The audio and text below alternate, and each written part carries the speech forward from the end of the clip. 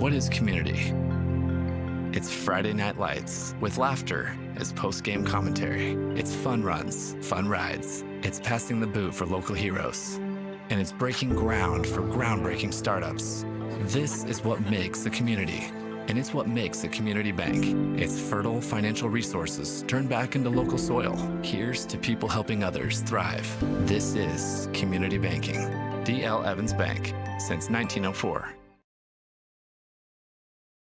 You can't make summer stand still, so make the most of every last second with a new Toyota at Toyota's National Sales Event. During Toyota's National Sales Event, discover our wide variety of fuel-efficient electrified vehicles. Toyota, let's go places.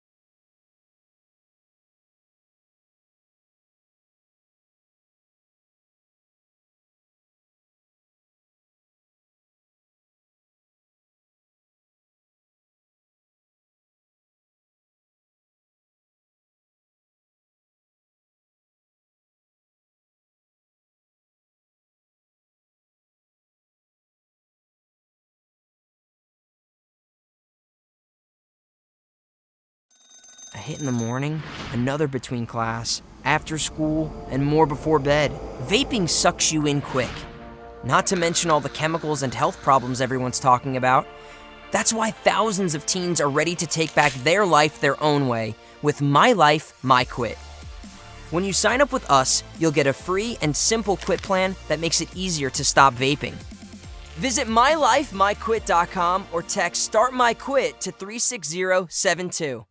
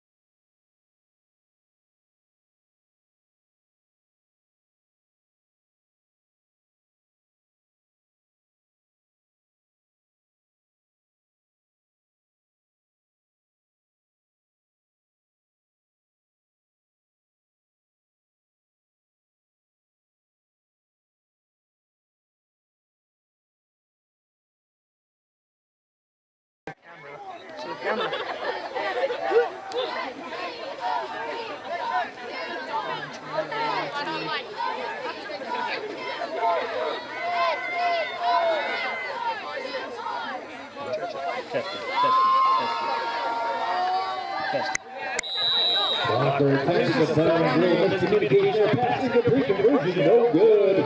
Warriors in front, 12-8, 11:23 left in the second.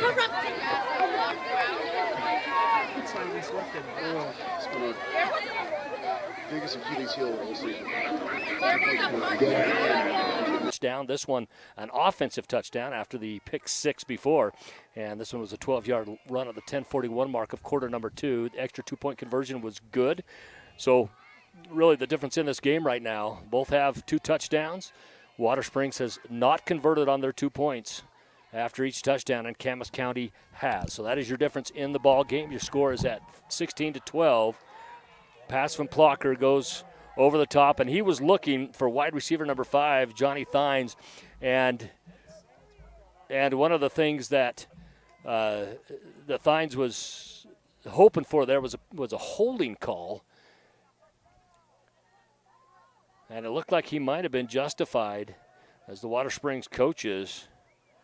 Coach Reamer was looking down as well and kind of raised his hands, wondering why there wasn't a hold. It looked like it took place more than 5 yards off the line. So it brings up 3rd down and 5.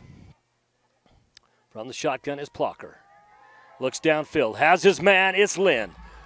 Lynn finally rushed out of bounds, but picks up the 1st down for Watersprings. Watersprings now has started to find a rhythm these last couple possessions in this game and is doing an excellent job. And, great job by Plocker as he had some passing struggles early on in the ball game. Had a couple interceptions, one of them a pick 6. From balls being tipped, now he's getting the ball out a little bit cleaner and a little bit earlier, starting to feel that comfort in the pocket. Lynn has been his primary receiver. If it's come out of the backfield, it's usually gone to Luke Matheson. If it's been a pass out of the backfield, Matheson in the backfield with 2 eligible receivers now. He goes out to the right side. They look for the pitch.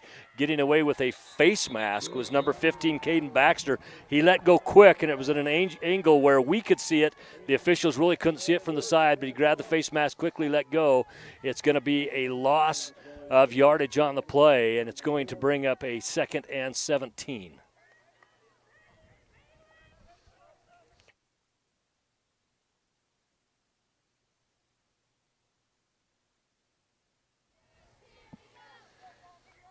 From the shotgun again, it's Plocker with a 2nd and 17, 9:19 remaining.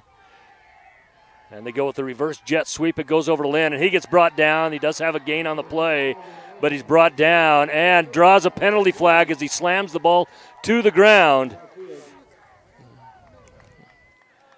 That's a penalty flag even in the NFL. In the NFL, you can spike the ball, but you can't spike it out of protest of a bad play. So this is going to be a 15-yard penalty. It's going to walk him back. We'll see exactly where they do this from. Now, the officials, as they're walking this back, okay, so it was 2nd and 17.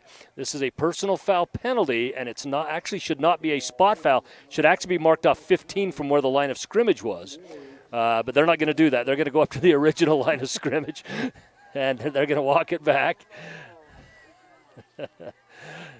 We're sitting up here with a good gentleman from Watersprings who's videotaping their team for this game, and it's always nice, as we come out to these games, we get to know various people around, and high school sports gives you that opportunity.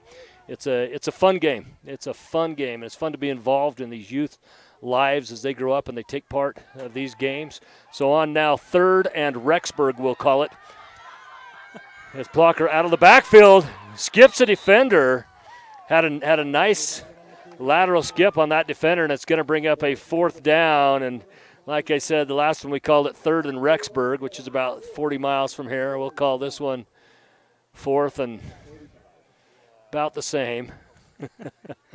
4th and 41 is the official on this. And I'll tell you what, I had a game earlier this year that the two biggest scores that a team scored on was a 3rd and 32 and a 4th and 39. And they scored on both those plays. So it is not out of the realm, especially in an 8-man game, for this to happen.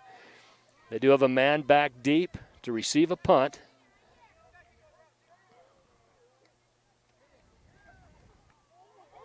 Punt is put up. It's going to take a Watersprings bounce.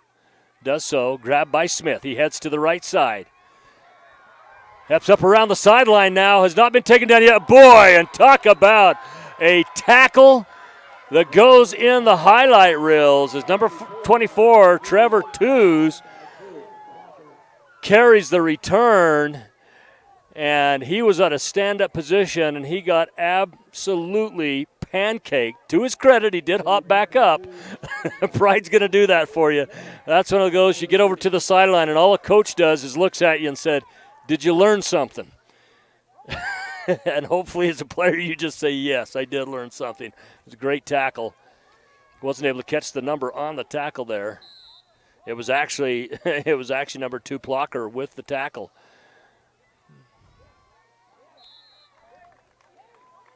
Run from the backfield. This time it's Troy Smith. Troy Smith gets 3 yards on the play. Brings up a 2nd and 7. Now Smith has both touchdowns on the game for the Mushers from Camas County. One came from a pick-6 variety, the other one from a 12-yard run. Smith kind of the do-everything guy for this group. Tristan Smith up under center.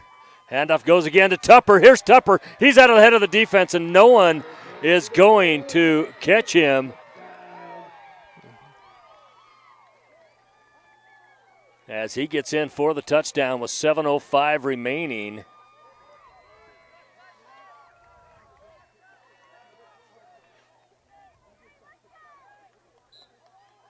That was Tupper. I was a little surprised on that. Playing safety on that play was Elvin Lynn. He saw him go out to that side, just kind of watched his other defenders try to get there, but he didn't make a chance or didn't take a chance to angle that. Maybe Lynn's still a little bit upset from that personal foul penalty, but you can't be taken mentally out of the game as around the corner and in for the 2-point conversion goes Tristan Smith, and that moves our score out 24-12 as they have converted on all of their 2-point tries. But yeah, this is an opportunity that a coach has to pull a player over, especially a good player like Lynn. He's a little upset. He got that personal foul penalty for slamming the ball on the ground, and that time he just didn't make an effort to come over and even defend the play. And, that's one of those you say, hey, listen, a big chunk of this game is mental. You're a great player. You're fine. Things happen the way they happen. Get yourself back in this game. We need you, and you can help us win a ball game. So, that's one of the things you deal with sometimes. As coaches, you're dealing with youth, and as emotionally high as a youth can be, they can be that emotionally low within just a short period of time. It's just those things you have to deal with. So, and we all know it who are parents. We deal with it in our kids. Tends to be at the dinner table. Can't figure that out. We go from the everybody happy to the he took more potatoes than I did, and that's what it turns into.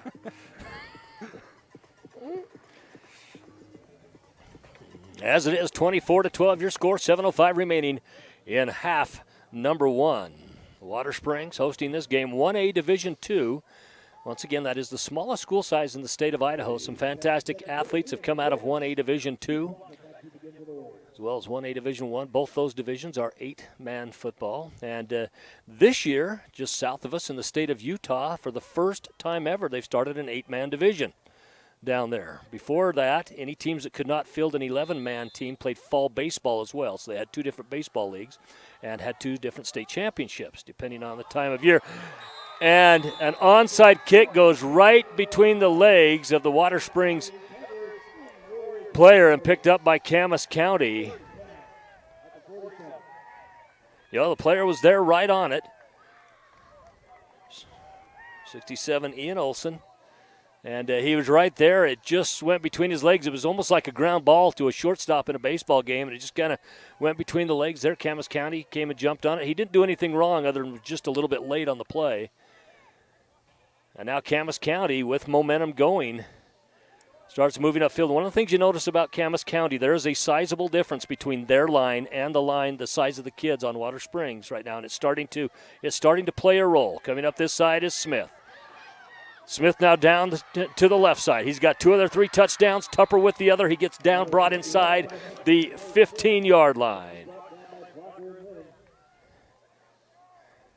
Elvin Lynn is in on the tackle, as was number 11, Nate D'Antoni. Here at Idaho Sports, we're able to cover 22 of the 29 playoff games this weekend. Wow. I think that is a lot of playoff games. I think it's an accomplishment for what we're doing. I mean, a few years ago, it wasn't that number. Well, Idaho Sports continues to grow. We grow our family all the time. We love doing these games. Tupper now bounces off one of his men, goes back to the right side. He's going to get tackled for a loss. He's still on his feet.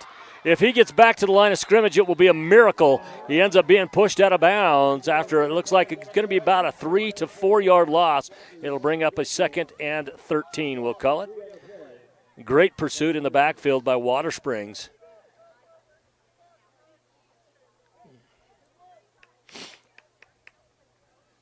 So it is a loss of 3 officially on the play, and he was lucky to only have a loss of 3 on that play. It could have been a loss of about 7 or 8. 5:47, clock running. So again, your center, number 15, Caden Baxter. Baxter, a senior. Great pursuit in the backfield again. Great defensive play call by Watersprings. I don't know which one of their coaches makes the defensive play calls, but that was a fantastic play call, knowing they're going to try to get at least that initial 3 yards back and be able to try to have a reasonable 3rd down. Dustin Reamer, the one that calls those, that was a fantastic play call. That's knowing what you just saw and what you have to get out of your team the next play.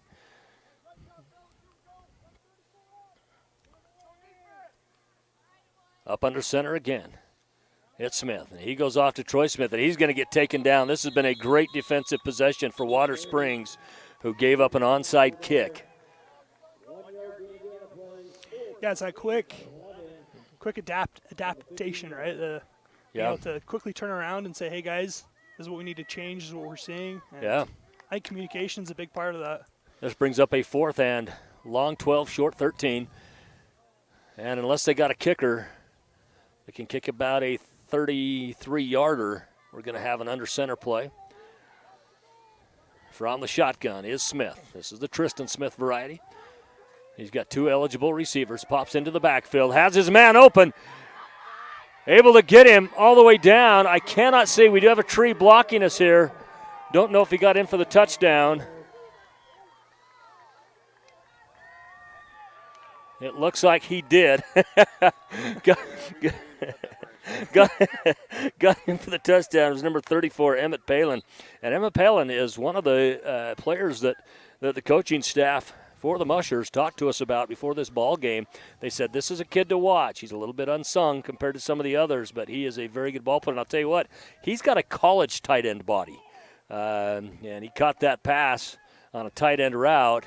And a two-point conversion again is good, this time down to Cody Smith, another senior, as Smith gets it, and the score moves out 32-12. And what started out to be a really tight ball game, it has started to turn into a little bit of a first-half rout right now for Camas County.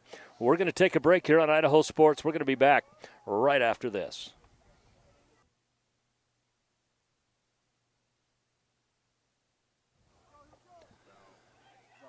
32-12 is your score, Camas County.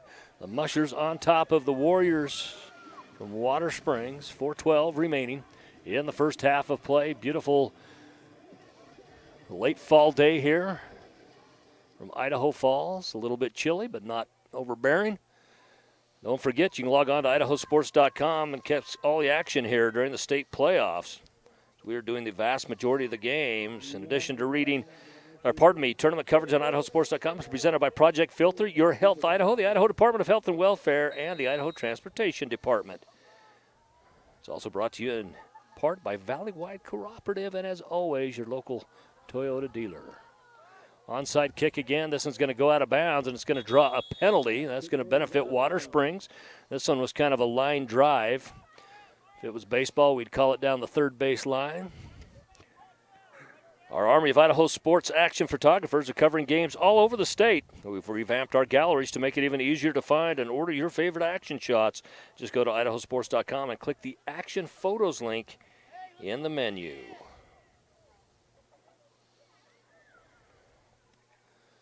So now, once they exact the penalty, so it'll go up to the 50-yard line, 49-yard line to be precise. 1st and 10, Watersprings. And, if you're Watersprings, you got 4:12 left in this ball game. You've had some good things that have happened for you on offense. Take advantage of those. Lean on those things that have happened. I think, in this particular case, you might want to look at Elvin Lynn again from a passing game. Get another score up on that board. And, don't put yourself in a position where the entire second half is just a quest to try to dig out of something. If you can get another score here, that closes the game in a bit. It's Plucker, and he's going to do what he can to get that done. He picks up a first down, and I'll tell you what, he drugged the defender, Troy Smith, about 6 or 7 final yards on that in order to pick up the first down. Now they're inside Camas County territory. Go down to the 39-yard line, 1st and 10. Great run by Plucker. And again, that left side 2 gap has been his best friend offensively, at least for him. Sometimes it's been cut off, but when he has had success running, that's primarily where he has had it. Again, this time he's going to go up the right side, able to pick up about 4 or 5 yards on this as well. Looks like it's going to be, actually they're only going to give him about 3 yards. It looked to be a little bit more than that. We're at an angle here, couldn't quite see. It's going to bring up a 2nd and 7. Now this is a place I wouldn't be surprised to see them go to Lynn. Last play he was in single coverage. If they can get him in single coverage again, he's got better open speed than the corner in this. And if he can be hit in stride, we might see another touchdown. And he will be single coverage again this time. And they hand it off instead. They come to the backfield hoping for a fumble. Well, it's Camas County, but they're going to call him down. It's going to be a loss on the play. It's going to be a loss of 4 yards and bring up a third. And boy, it's going to be lots of 5 yards. It's going to be 3rd and 12. So from 3rd and 7 to 3rd and 12 we go. I'm really surprised seeing how the defense is setting up that they're not giving a little bit of a target to Elvin Lynn there. He does have single coverage, and he has the speed advantage. Now they stick Demkowitz out with him.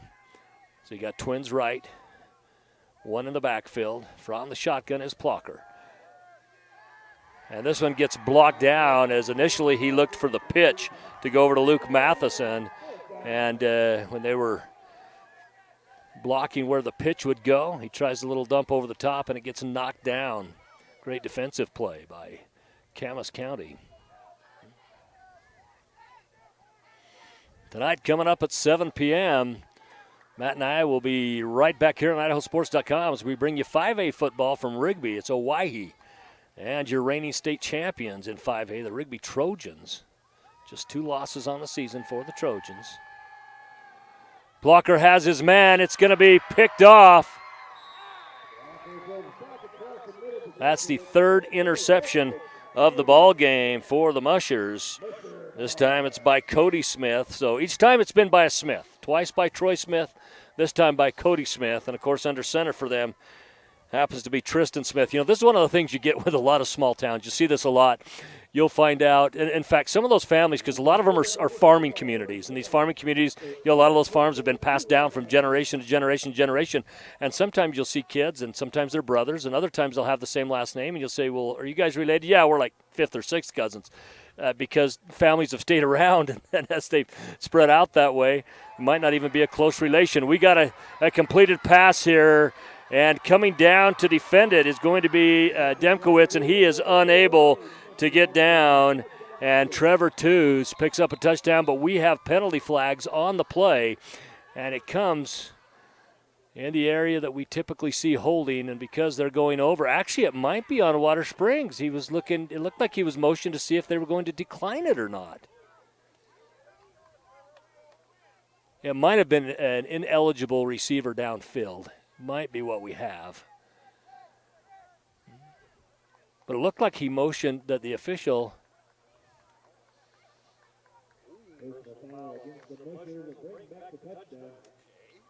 Wow. So a personal foul against the Mushers. Not sure exactly the contents of how that happened. So the touchdown gets taken off the board.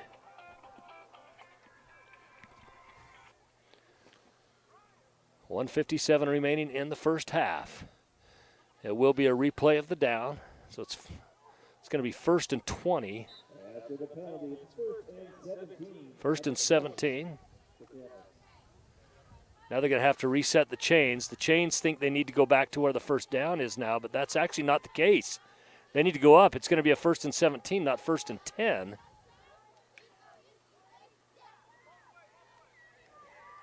Pass goes out from Smith. Is complete.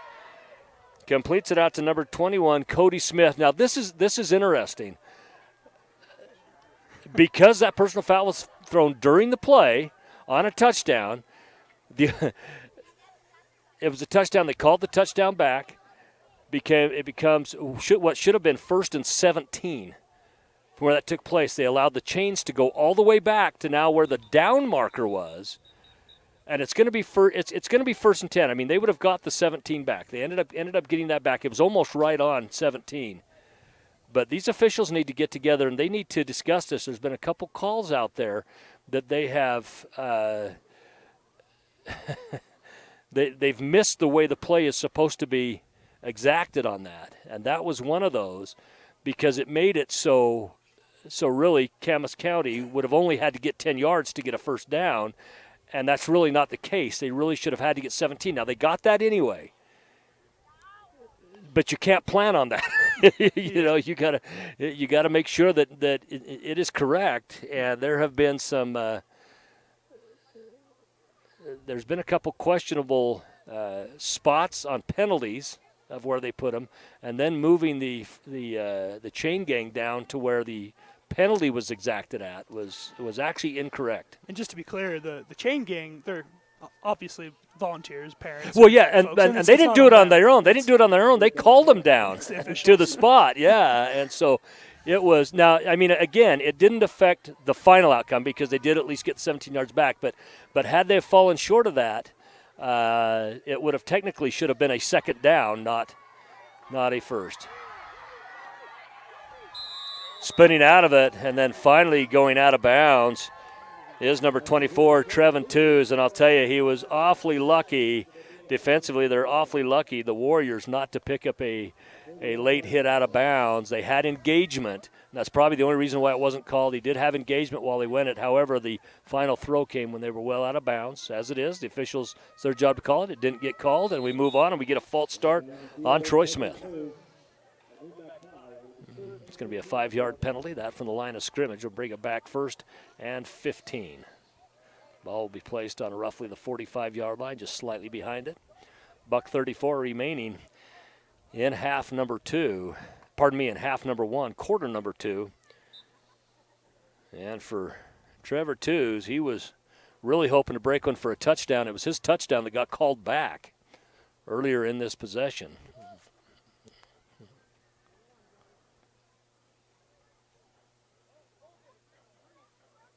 From the shotgun, it's Smith.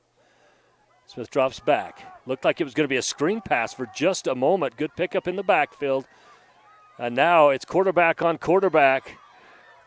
And they get the ball out to Tupper. They'd have been better off just knocking it down and taking a second down back where the line of scrimmage was. However, it's going to be a loss on the play. Great pursuit by Watersprings, and it was fellow opposing quarterback, Plocker, on that with the defense that was so good, and it kept Smith standing up and moving just lateral to the sidelines rather than moving ahead.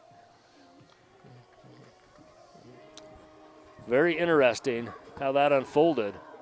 We get a timeout on the field. We're going to take it here as well on Idaho Sports. We'll be back after this. Well, can you tell me why IRMAC has the backing of our community pediatricians? It's true that IRMAC has the backing of our local pediatricians. They've been practicing at IRMAC for over 30 years. In fact, we have a pediatric ICU, a level 3 neonatal intensive care unit, pediatric surgery, and so much more. We wouldn't be where we are without the support of our local pediatricians.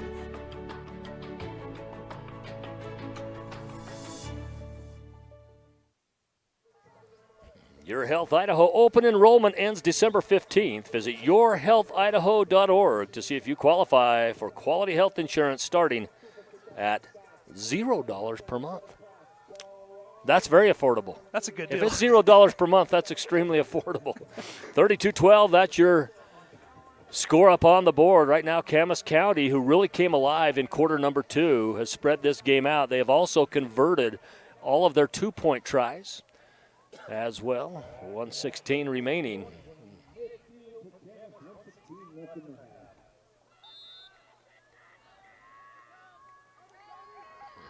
From the shotgun, it's Smith. Hits his receiver, Tews. Tews goes out, gets back to kind of the original line of scrimmage, maybe about a yard ahead of it. It'll bring up a 3rd and 9. And they're going to try to continue to work down the field.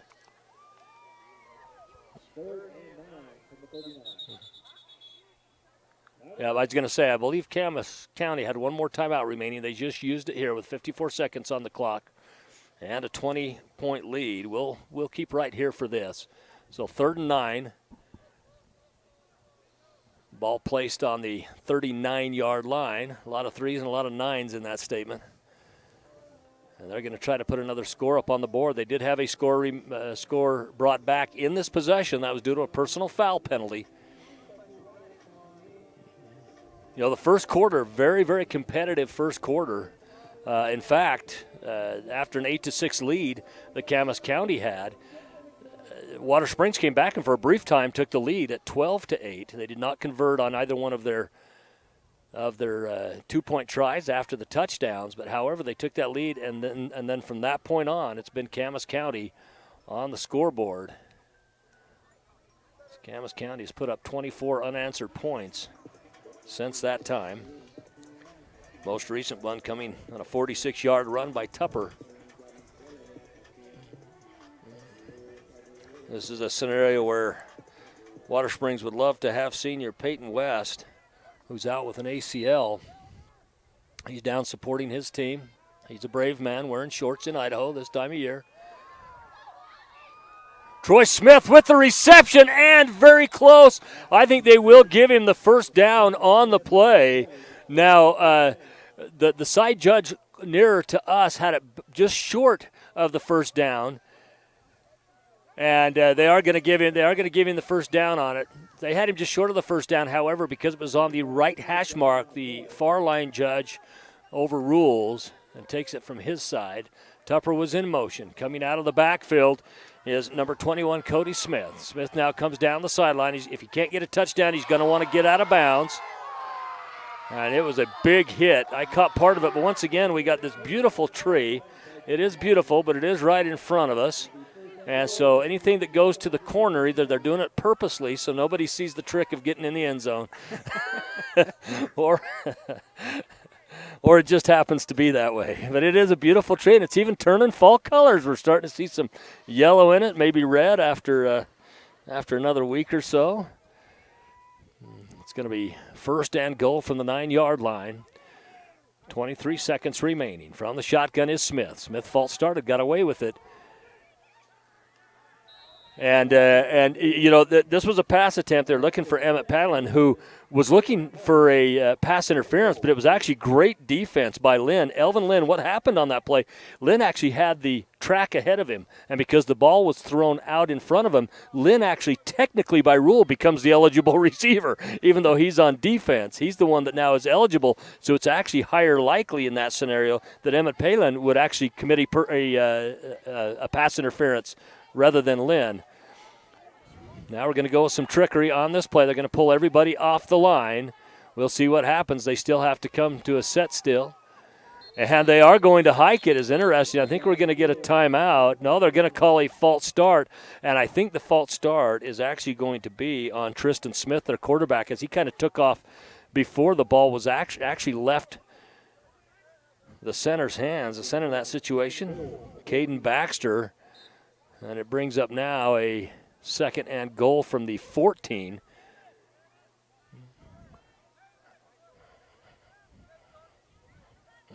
They're going to do the same thing again. And the truth be told, Smith had got away with a false start on the play before that. Now he goes to the backfield. He's going to have to fling it for a jump ball. And he goes to the middle of the field, and it's going to be a touchdown. And in the kind of justice that he wanted, Trevor Tews, who had his touchdown called back earlier in this possession, he ends up catching the ball, and it was a ball that was thrown a little high, and it was a great athletic move to go up high and get it, come down and sneak into the end zone. Moves the score out 38-12, 2-point attempt pending. So that was 2.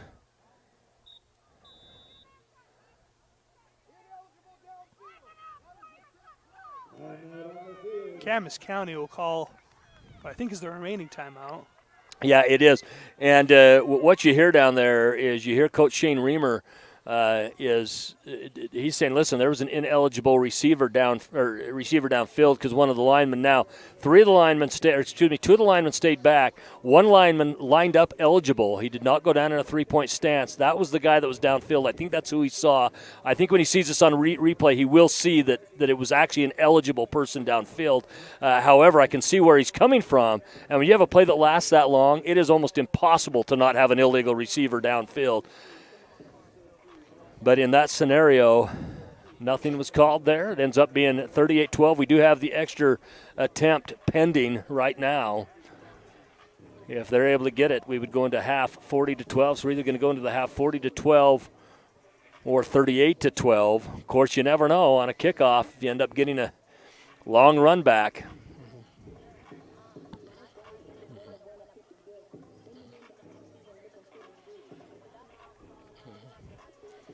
I love the helmets for Watersprings.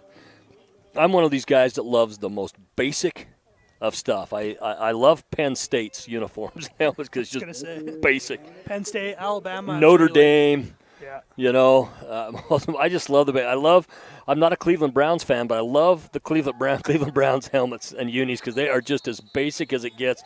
And we're going to get a penalty here. We got some confusion going on, and these are things that are typically, the things they're having confusion on are things that typically are decided in practice, not, trying to come to an agreement on it on the field. And so there's got to be a little bit of frustration with Coach Rusty Kramer and his assistants over there with what's going on with some of these on the field, because these are things that just make a coach get some gray hair.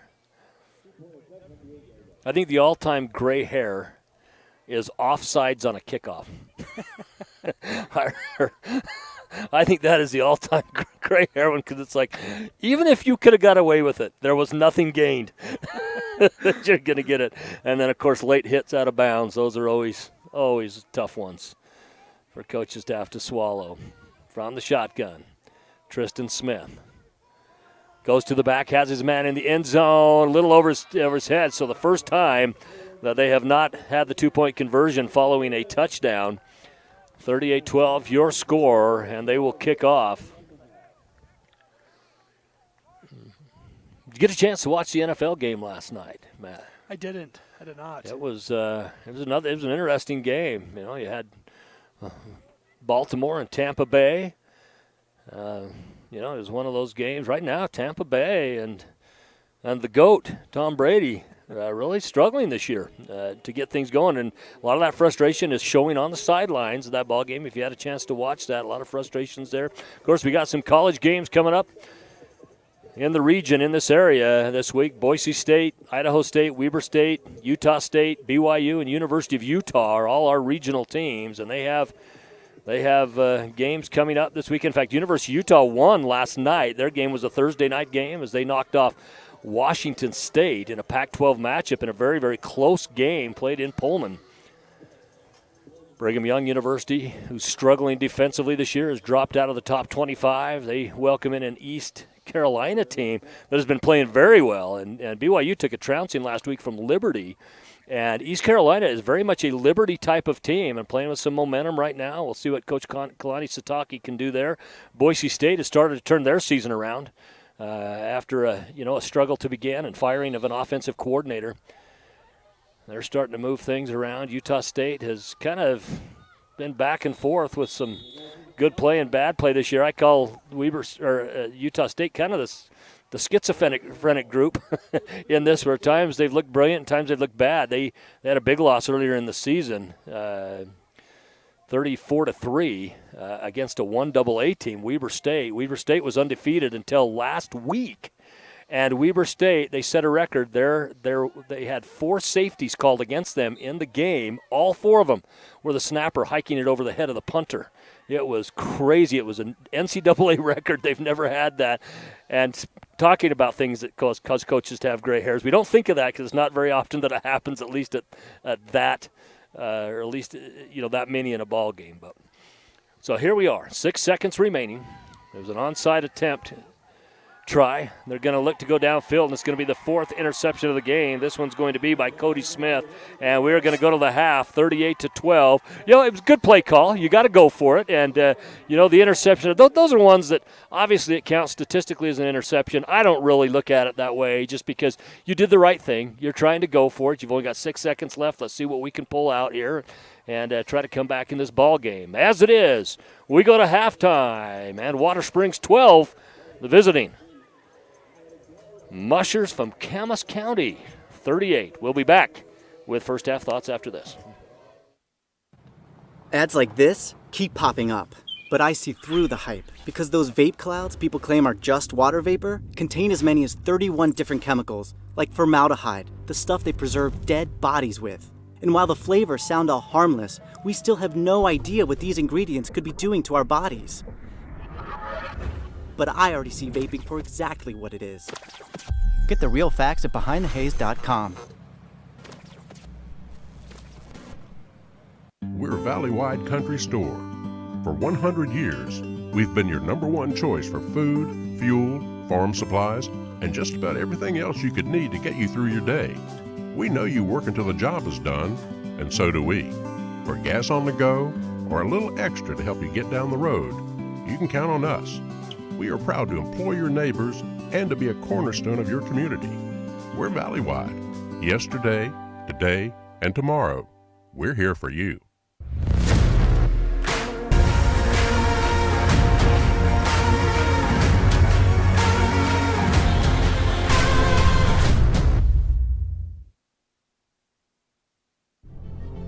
Look at that. The unmistakable swagger of someone fully covered with health insurance through Your Health Idaho for as low as $0 a month. If you're as speechless as I am right now, say nothing. Health yeah! Enroll by December 15th and you could qualify for quality health insurance starting at $0 a month. Hello? I was in an accident. Are you okay? Yeah, I'm fine. I had my seatbelt on. I'm Jen Miguel-Seiler and I'm from Moscow.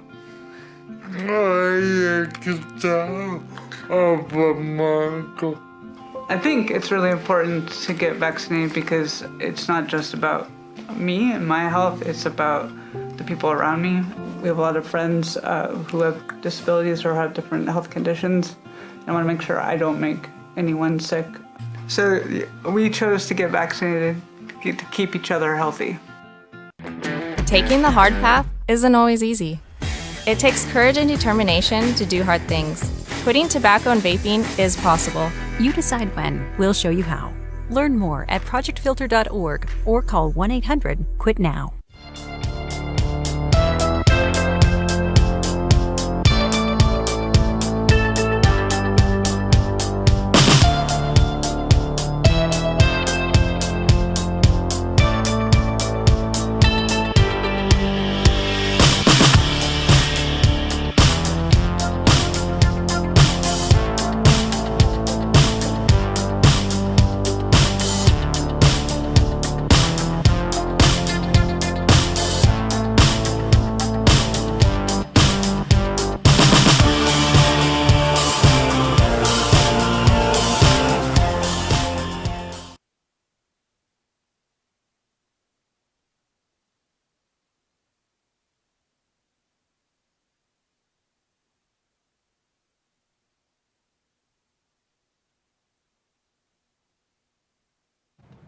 Ads like this keep popping up, but I see through the hype because those vape clouds people claim are just water vapor contain as many as 31 different chemicals, like formaldehyde, the stuff they preserve dead bodies with. And while the flavors sound all harmless, we still have no idea what these ingredients could be doing to our bodies.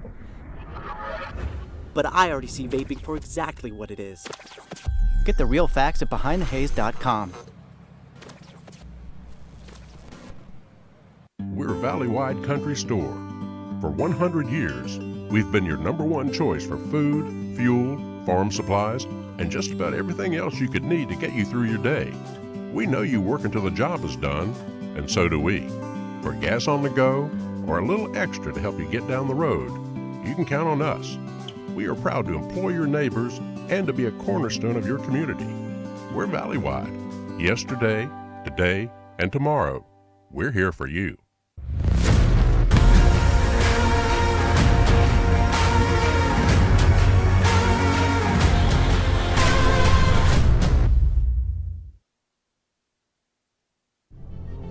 Look at that. The unmistakable swagger of someone fully covered with health insurance through Your Health Idaho for as low as $0 a month.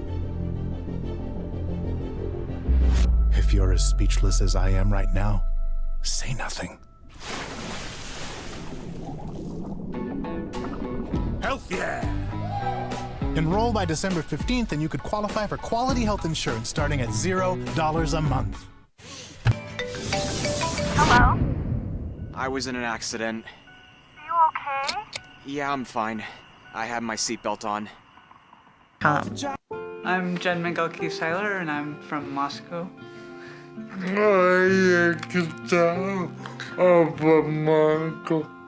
I think it's really important to get vaccinated because it's not just about me and my health, it's about the people around me.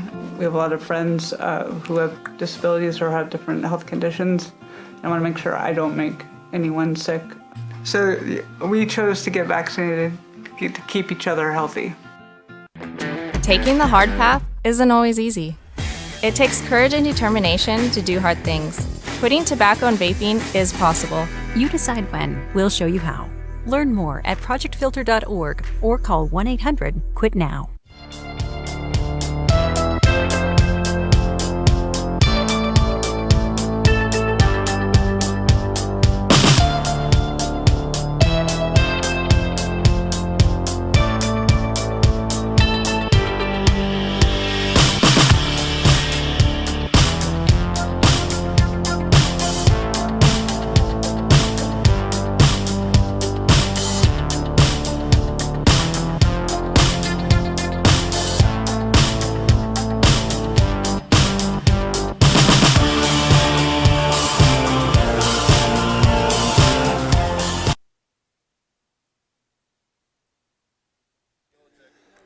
$38-12. That is your score. And right now, I just had to flick a yellow jacket off my gray and black jacket so I didn't get stung there. And Camas County, after a tight first quarter, Camas County just kind of came alive. I don't know if it was a between the quarter talk or what happened, but they came alive and stretched this out. And right now, they've got a 26-point lead going into the second half. Watersprings will get the ball to start the second half. So let's go down the scoring as it took place in our ball game. But starting off right off the bat, Watersprings onside kicks, gets it. Then during that first possession, they throw an interception. Camas County then marches down the field, fumbles it. Watersprings gets it back, throws an interception. This time it's a pick six by Smith, and that was the first score up on the board today. So you had Smith with that pick six. It was a 54-yard, it was a 45-yard interception with 5:10 remaining in the first quarter. And then over on the other side of the ball, a 54-yard pass to Elvin Lynn brought this game in close. They missed the extra point conversion or the 2-point conversion, so the score was 8-6. And then the next touchdown came from Ploker on a 64-yard run, the 11:23 remaining in the second quarter of play, and that gave them the lead 12-8. And then after that, it was all Camas County as Troy Smith had a 12-yard run. Tupper had a 46-yard run. Tews had a 14-yard reception to end it, and that puts us to our score, 38-12. Now, they converted, speaking of Camas County, on all of their 2-point conversions except for the last one. It's the only one they did not convert on. And, you know, when you think about it, think when this game was 14-12, you know, you look at, 16-12, that 2-point conversions, those make a difference when you don't have those out there. You know, both teams had scored the same amount of touchdowns at that point, and so those can play a big role. Yeah, it's been kind of what we expected, right, so far from both teams here. You know, a good showing from obviously the run offense and passing. Sure. It's been a little bit slow. You know, it's the 4 interceptions, like you mentioned. It's been hard, right? Well, and the first 3 were in critical playing time. You know, the last one, of course, was, you know, done kind of a Hail Mary to end the first half, so that's, you know, not near as critical. But you know, as you look at these two teams, there's a notable size difference between the size of the lines of these two teams right now, and you got to give it to to Watersprings, as they've been able numerous times to get in the backfield on noticeably bigger linemen, you know, and that's not always an easy thing to do, because oftentimes with size will come some additional strength as well. And there's been a number of times that Watersprings, in fact, Watersprings' last defensive possession, or second to last defensive possession, was actually one of the better defensive possessions of the ball game for either team. They just were unfortunate that on a 4th and long they gave up a touchdown pass, but they've been able to hold their own on the line, and like I said, there is a noticeable difference between the size of the two lines. That's something you'll notice as you pay attention to this game today. Camas County, it's weird to say in the high school ranks, but they're an established, right? They've been in this Division 1A. Yeah. For a long time. Well, Watersprings is a relatively new school, in the realm of things. Let's look at the rankings. These are the media polls in the state of Idaho. 1A Division II class. Number one with all 11 votes is your undefeated Kendrick, followed by Dietrich, Castleford, Council, and then your Mullen St. Regis. That's a combined team. You will see that as well in the Division I rank, both Division I, both 1A Division I and 1A Division II. You will see where schools occasionally have to combine. You had the Lost River team a few years ago, which I believe was Butte and Mackey. Either Butte and Mackey or Butte and Chalice. I can't remember exactly who made that up, but they went undefeated until the state championship game. Had a very good team in 1A Division I that year. Camas County not in the top five. However, they did receive 5 votes to be in the top 5. So they're just right out of it. In fact, I think the conference out of District 4 that Camas County comes from, I think they probably have 3 of the best 4 1A Division II teams in the state when you start looking at Camas County, Castleford, and Dietrich. That is a very good top 3 in their conference. So it'll be interesting to see how things, play out. You've got Castleford playing Clark Fork. You got Dietrich playing Horseshoe Bend. And the winner of this game will move on to play Kendrick next week. Kendrick out of District 2, up a little bit farther north. District 1, of course, your far north group, and you get up into, Bonners Ferry and Coeur d'Alene, those areas, clear up there. I was going to mention, I think McCall, right? They've combined. Yeah, well, yeah. McCall is actually a 3A school now after being a 2A for a number of years. So they jumped down into District 3. So they're in the same conference as, you got Homedale, Weiser, Fruitland, that group of teams.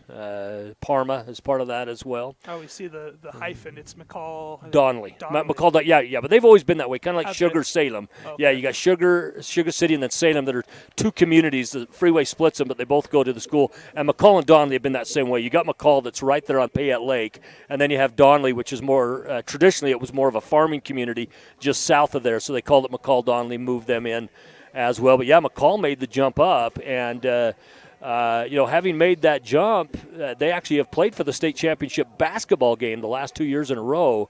Very good job by McCall to get there. They were not able to pull off the championship in either one of those games, losing to Marsh Valley the first year and then to a really good Kimberly team next year. But, hey, they made it all the way there. They've made a splash, and they've been very competitive. Their football teams have been competitive as well.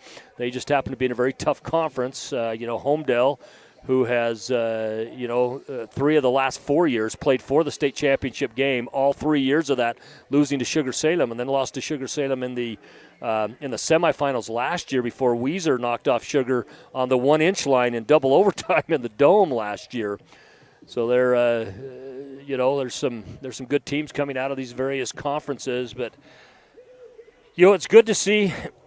Down here as you look, you look at the 1A schools. The 1A schools are a little bit farther spread out. Most of them are, like we said, they're either a private school inside a bigger city or they are rural communities. You look at this conference that Watersprings is in, you start looking at Rockland and North Gem, these communities are quite a ways away. I remember when I lived down in Utah, their conferences, we lived down in the south end of the Provo Valley. And so teams complained when they had to go up to the Salt Lake Valley to play a game, from Utah County. And it's like, boy, wouldn't some of these small schools love to only have to travel 40 miles, to do that. But these smaller communities, they have to get out and around. And sometimes as they classify and as they play them, like during basketball, because it is so far to reach some of the different areas, they'll have a regular season that the actual regular season record will actually include within their conference a 1A D1 and a 1A D2 combination of teams. But then once they go to state, even after their district tournament, they just qualify depending on the school size they are. So it's kind of a little different how that works. But that's what you get when you get into smaller, more rural communities. There are some challenges sometimes as a private school in an area like this, too. For example, if Camas County has let's say they have an athlete come through that's a really college-level talent athlete. Well, that athlete's going to play for Camas County. They don't have anywhere to go unless their family physically moves to another city. it's going to be a ways away. One of the challenges that maybe a Watersprings runs into at a 1A Division I, let's say they have a kid that comes up, plays here as a freshman or whatever, and all of a sudden they realize, wow, this is a legitimate college talent. There's a chance that they could lose that kid to a Hillcrest or a Skyline or an Idaho Falls or a Thunder Ridge because the family doesn't have to move to change that. And where those are kind of the gives and takes of the 1A division. Another onside kick. Every kick today has been an onside kick. This is another one out of bounds. Both times it's gone out of bounds. It's been the Mushers, which, by the way, is in my top 3 mascots in the state of Idaho. That's great. Number 1 is the Maniacs from Orofino. Yeah. Does it get any better and less politically correct than that? And I love it. I absolutely love it. Then you got the Mushers, and then you got the Malad Dragons. That's a pretty unique one. I like the term Dragons. You're biased, right? I'm biased because I went to high school there, and that is good though. I grew up in southern Utah most of my youth, but did my high school years in Malad, and I'll always have a little dragon in me. That's awesome. But I like the mascots that you don't hear very often. How often do you hear the Mushers, the Maniacs, and the Dragons? You just don't hear those very often.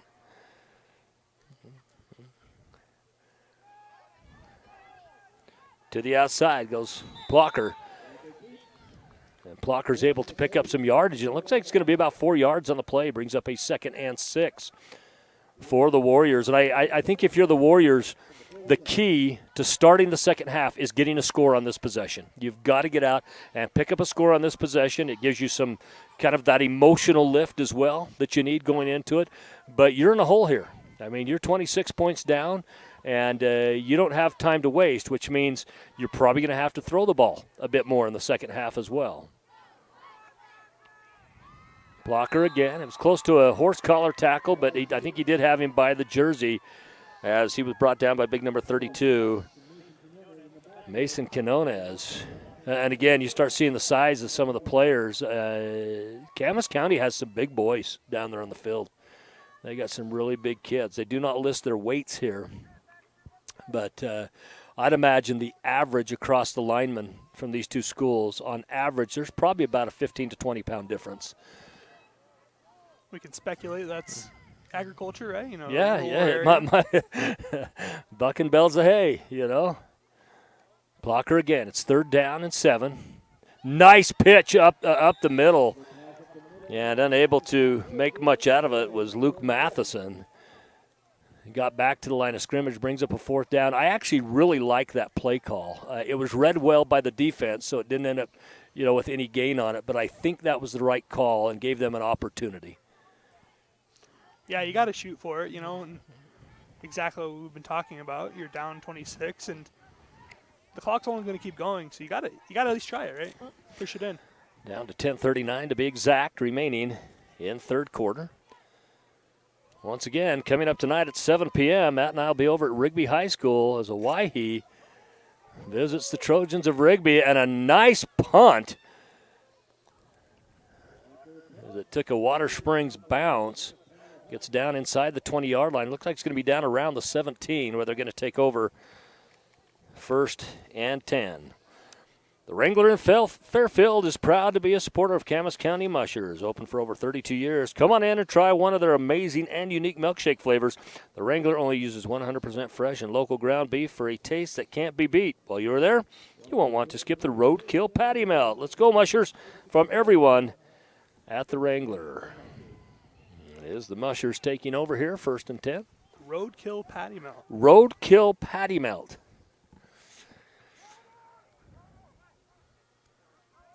Hand off to Troy Smith. Troy Smith picked up the first 2 touchdowns of the day for Camas County. One on a pick 6, the other one on a run, on a 14-yard run. He gets a 9-yard gain on the play here. Actually, more like 9.5. Brings up what we'll call a 2nd and 1. It's 2nd and about a half yard to go. Turns a few defenders into roadkill, right?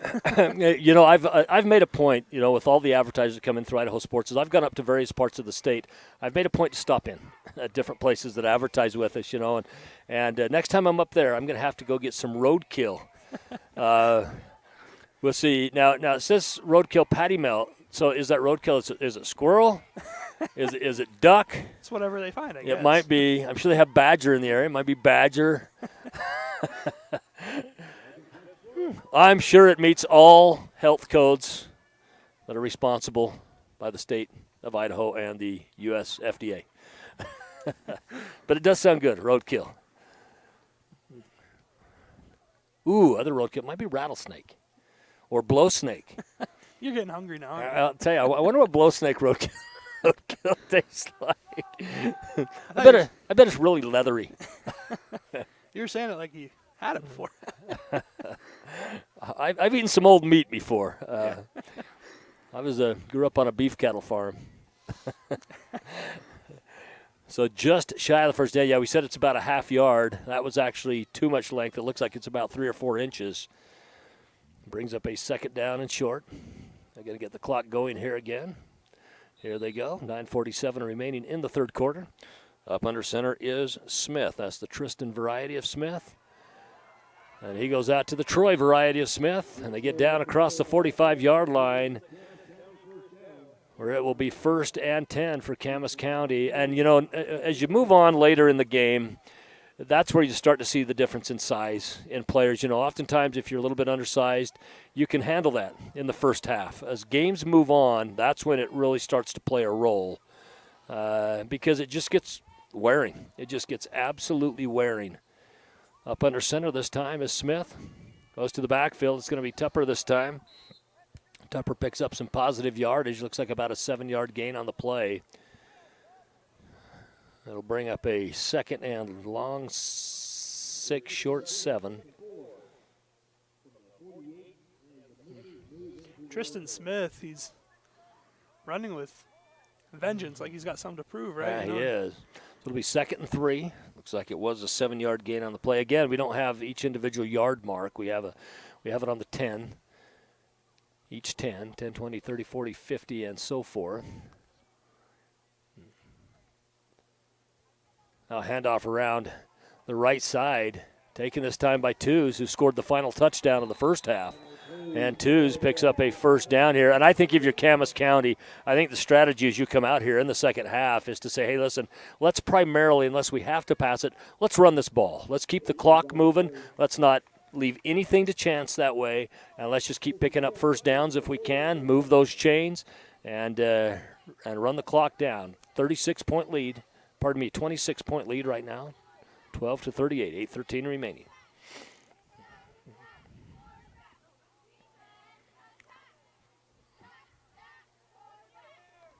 Under center. Comes back again to Troy Smith. Troy now, it looks like a fumble.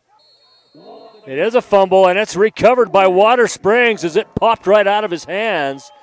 Speaking of Troy Smith, it just popped right out. Watersprings gets it. Now they're going to head the other direction with the ball. Looks like it's probably going to be roughly on the 33, 34-yard line of their own side of the field where they'll take over. Good break for Watersprings, but now they've got to make something out of it. You know, you can't just continue to trade possessions without putting scores up on the board. That's like a basketball game where you're 10 down and each team just keeps scoring each time they go down. You know, you got to be able to you've made the stand. That's the first part of it. Now you got to be able to put points up on the board. Out of the backfield comes Plocker. Plocker gets stood up after a yard. He'll bring up 2nd and 9 with 7:49 remaining in quarter number 3.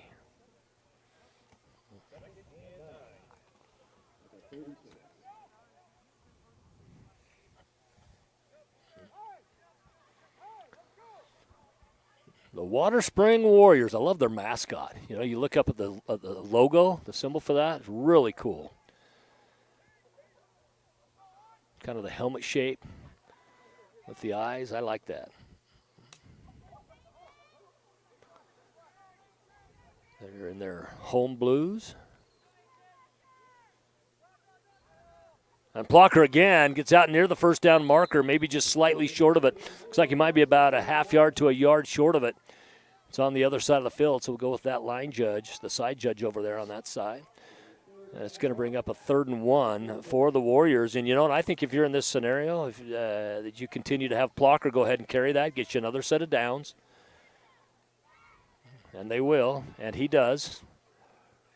Gets down to the 50-yard line, so at midfield, They get another first down, 1st and 10. Good crowd out today.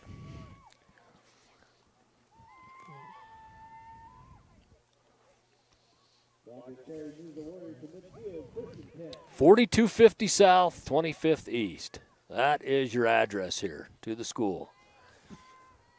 Just had to come right down Hit Road. And here in beautiful Idaho Falls. Plocker again. He's going to take it. He runs through one tackle. Gets down the sideline. He's out ahead of the defense. And takes on the tackler. I'll tell you what, he challenged number 21, Cody Smith, who came up. And Cody came up to give a hard hit, and I think it's Plocker that ended up benefiting from that. He actually gave the harder hit as he put his head down and said, you know what, I'm going to make you feel this just a little bit. No, it's Plocker, right? That's running like he's got something to prove now. Yep. He's going for it. That's right.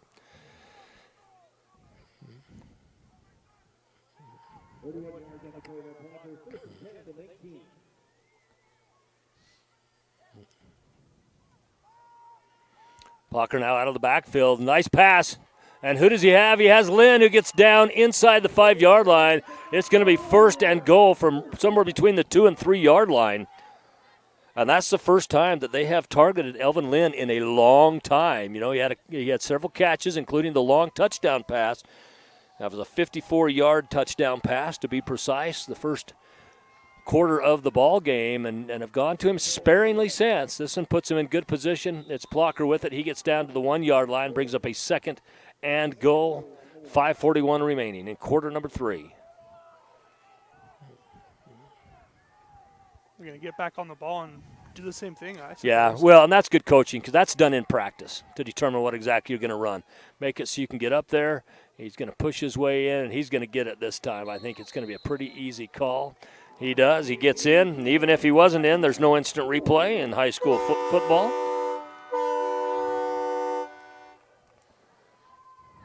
So with 5:20 remaining in quarter number 3, Plocker on the 1-yard keeper.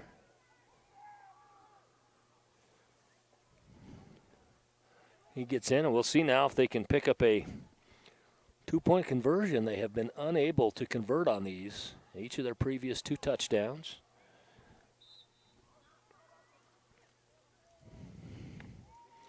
So we talk about what it takes to come back in a ball game. You got to get those stops, and then you can't be giving points up on the other end. Well, they got the stop, so they didn't give points up down there. And get a chance to dig into this lead now. Man in motion. It's Plocker from the outside. He cuts up. It was pursued nicely in the backfield. And he's not going to get in. He was close, but they're going to say his knee was down. I think he did reach the ball across, but it looked like he reached across from his knees to get it over there. So they're not going to give it to him on that. However, they did the right thing. They cut into this score, and that's really what you need to do at this point if you're Water Springs. Town & Country Realty in Fairfield is your place to call if you're in the market for a home, farm, ranch, or anything in between. Town & Country Realty is proud to support the Camas County Mushers. What is a musher? I was looking at their logo here. It looks like it's a kind of a dog, maybe a... Oh, that's right. Yeah, that's right. Dog sled. Iditarod. That's awesome. A musher. Mush. Yep, that's good. It sounds like a bad plate of food that maybe my mom used to fix when I was a kid. And my mom was a fantastic cook, but she'd make.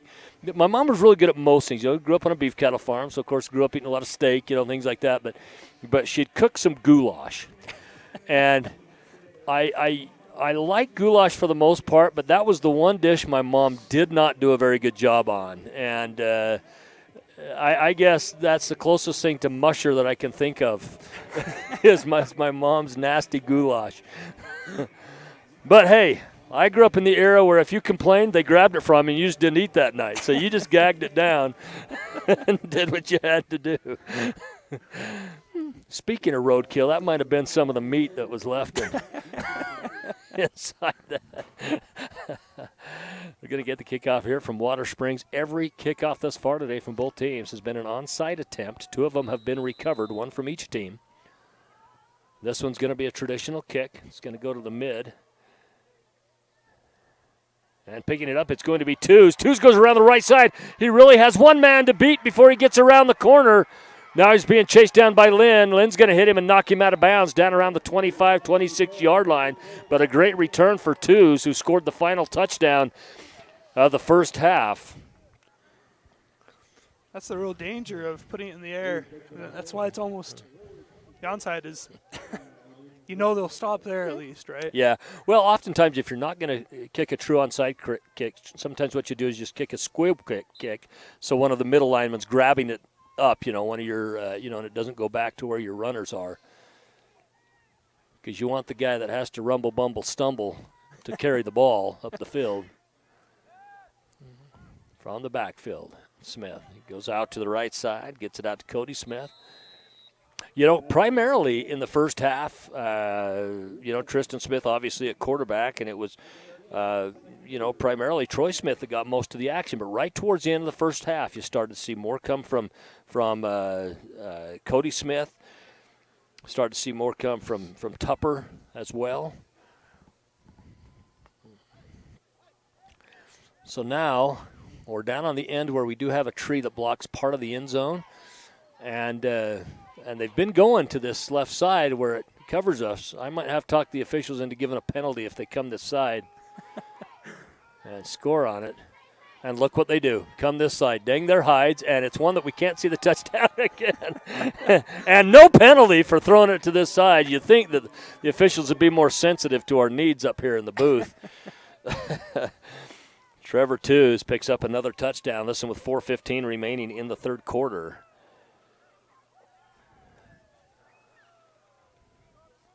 Player that down. ended up being a 19-yard reception. That's at the 4:15 mark. Injured Warrior Nate D'Antoni. Just figuring out how to pronounce that. Nate D'Antoni. Junior DB and wide receiver for the Warriors. That's one of the things that you deal with football. It's one of those things that inherently it's a rough sport. Basketball's a contact sport, football's a collision sport. And there is the side that going into it, there is that potential for injury. It's a little like rock climbing. You don't go into it blindly, is what I'm saying. You go into it knowing that there's some chances, and most of the time it's little stingers like that. Somebody pops up and is able to go back to it, and sometimes injuries can be quite serious. And he's coming off the field now, Nate D'Antoni. Yeah, and he looks like he's doing okay, walking off on his own power. I think it was just maybe kind of a little stinger. Doing okay. And it's a conversation that's happening, right, at all levels. We saw this year and earlier in the season with the collegiate and professional level with the concussion issues that are happening. Yep. Well, and now you got some of the pro football coaches calling to ban turf and go back to grass fields everywhere, which makes it interesting for those teams that are in the northern climates that use a dome. Now some of the domes, like down in Arizona, they actually do grow real grass. They will that entire field out so they can water it and do all that. But it'd be interesting, you get up into an Indianapolis and a place like that where you can't will it out during the middle of the winter time to do it. But certainly injuries are more plentiful on a turf field. And this 2-point conversion intended for Tupper falls short. Shouldn't say falls short, just falls incomplete. Your score now remains 44-18, still a 26-point lead. Now we're going to take a break here on IdahoSports.com. We'll be back after this. At all our local Teton dealerships, we're committed to our no problem philosophy. No problem means we'll find it, not we don't have it. No problem means the same fair prices that we've always offered on our new vehicles. Because when you shop with us, it's always no problem to buy and service your vehicles.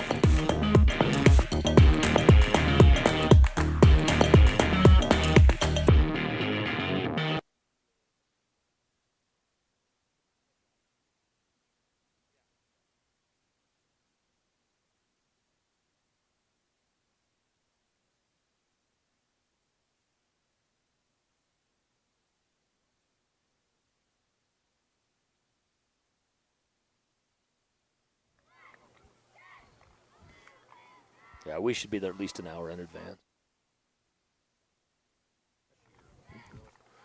Camas County ready to kick off again after another Two's touchdown. That's his second of the ball game. He had the last one to finish the first half, and the first one for Camas County in the second half. 44-18, 26-point lead. Onside kick again. This one drops down and is covered. Will be Watersprings ball, and it's going to be on about the 48-49 yard line where they will take over 1st and 10 with 4:14 remaining in the third quarter. Once again, log on to IdahoSports.com. You can click on the Friday Night Flash, and you can see all the different games going on from the various school sizes as well throughout the state. Of course, this is state tournament time, so these games do all have implications. You lose, you are done at this time of year. Tomorrow, a good one coming up as well down in this part of the state. In fact, I'll be out for that as Kimberly in the 3A division comes down to face South Fremont. This was kind of an interesting scenario. The first pitch on this was really close to being a forward pitch. It did go back, and then they tried another pitch forward. If that would have been the case, the first one would have been just a little bit more forward, then the second one would have been illegal. As it is, you can only have one forward pass attempt on a possession, and of course any of them have to be behind the line of scrimmage. They did okay. Falls incomplete, ends up being a 2nd and 10 from where they were before. Blocker again, cuts up through the middle. Finally brought down. I'll tell you, in on a lot of those tackles is Mason Quinones. And Quinones has done a great job. He's another one of those big linemen down there for Camas County. He heads off the field right now, but boy, when he gets a tackle, he drives players down. Very tough. Johnny Thines now out to the far right side, the sophomore receiver. They got twins right, one in the backfield, most likely blocking duties. He does pop up close to the line. That is Matheson. Blocker now rolls to the right side, has his man across the middle. Oh, and I don't think he saw it coming. I don't think Johnny Thines, he didn't reach for it. It would have been a little bit over his head anyway, but I don't think he ever saw the ball. It was a good play call. I really liked that play call. They did end up in the double coverage with Thines.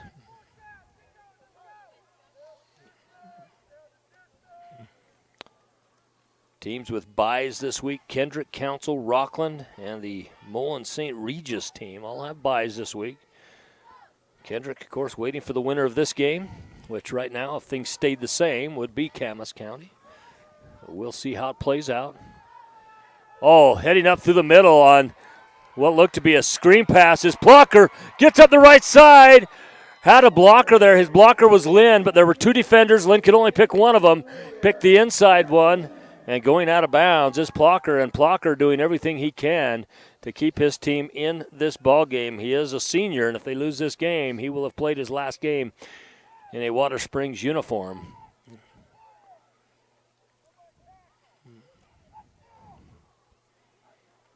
Something about the smell of fall. You know, the leaves changing, the grass. I lived in Arizona for a little while, and I grew up on a farm and lived on a cattle farm. Of course, we did our own, some of our own crops. We had our own alfalfa and stuff, but I missed the smell of dirt, of farm dirt, while I was down there. I remember distinctly missing that smell. Once again, on the screen pass attempt coming out, it's going to be Plocker. He's going to be knocked out of bounds. Engagement took place inbound by Troy Smith, and we're going to get a penalty flag. And we're going to see what this is. I don't know.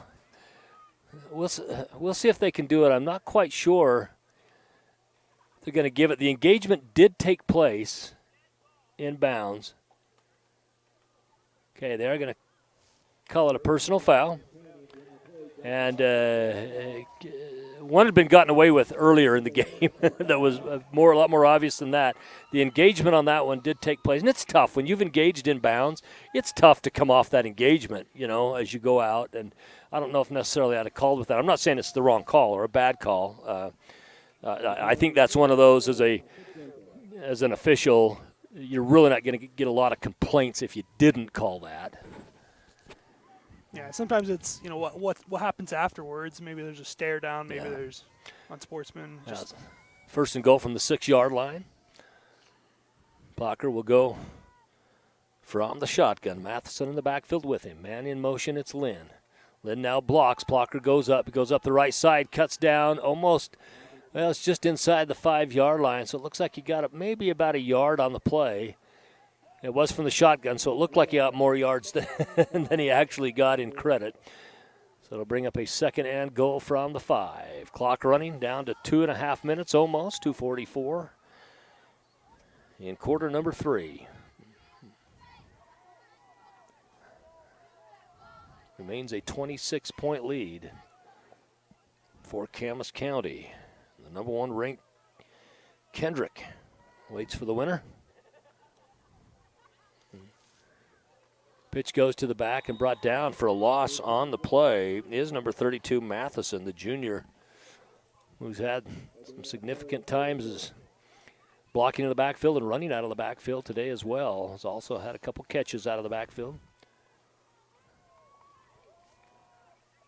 Wind down to 2 minutes. Ball stayed in bounds. Third and goal from the 5. So just a no gain on the play. Didn't lose. No gain on the play. Third down. Blocker from the shotgun. And he's going to keep it. Now they're going to throw it over the top. And it's going to be intercepted. And the interception is by Corey Smith. And now he gets hit out of bounds.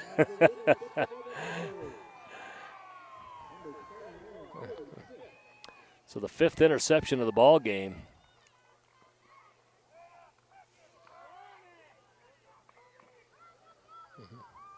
And that was definitely the play call, was to bait the defense, throw it over the top. I think, Blocker keeping it with his legs has done was doing a good job. I was a little surprised they switched it up a little bit, but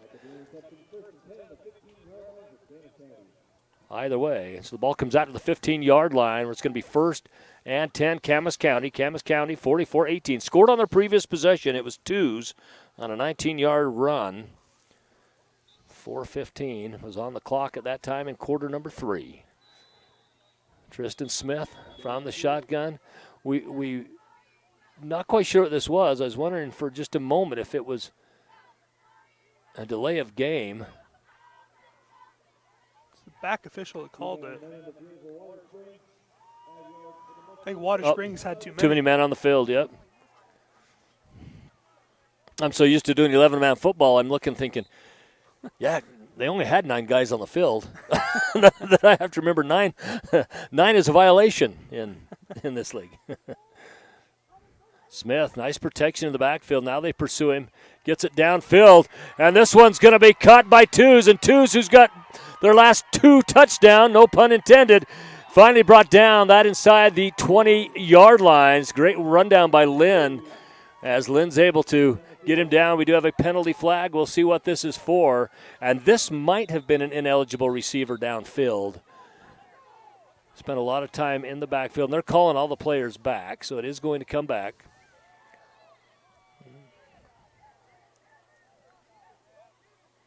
So October is Breast Cancer Awareness Month, and so many of the flags in games that we've called have been pink throughout the month of October. Back to the yellow ones here. Oh, we're going to get a chop block. And that is going to be against Camas County. There's a 15-yard penalty.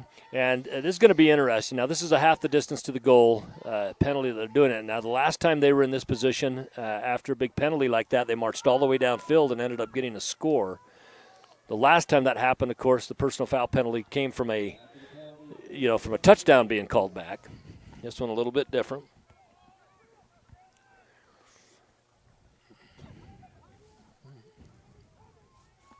From the shotgun again is Smith. Buck 14 remaining in the 3rd. Gets the pass out to Troy Smith. Smith able to get some positive yards on the play. Not a lot, maybe just a couple. Was 1st and 15. Now it's going to bring up a second. Looks like about 13. Maybe they just give him 1 yard off of that. 2nd and 14. You look out over the the hills around the valley here. We're around the valley. We don't have the big mountains, in Idaho Falls like you get as you get out to Driggs or get down to Pocatello. They get a little bit more aggressive. But you look out and you can see, the peaks on these do have snow. We have had snow here this year. You see all the windmills out in Bone Valley and those places. And, of course, sooner than later, we're going to have snow right down here in the valleys as well. Yeah, I think this is going to be an offsides. It looked like the offensive man was drawn, but no, they're going to call it on Troy Smith. There was engagement between Smith and number 56, Bodie Souza. I thought for a moment maybe Souza had created contact and drawn him off, but as it is, it's going to be another half the distance to the goal. Brings up a 2nd and 19. Ball's on the 6-yard line. 19 seconds remaining in quarter number 3. Overall, this hasn't been necessarily a highly penalized game. I think it's been fairly average. Boy, almost getting in little safety threat down there as Tristan Smith runs it out and is able to make something out of nothing. And the player that swung him out of bounds is actually now down on the turf. Wasn't able to see who it was. I thought for a moment that it was Souza, but it's not.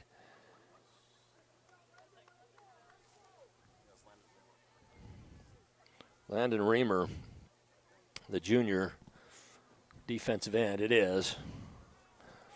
And he pops up, and again, just maybe a little stinger. So it brings up 3rd and 12.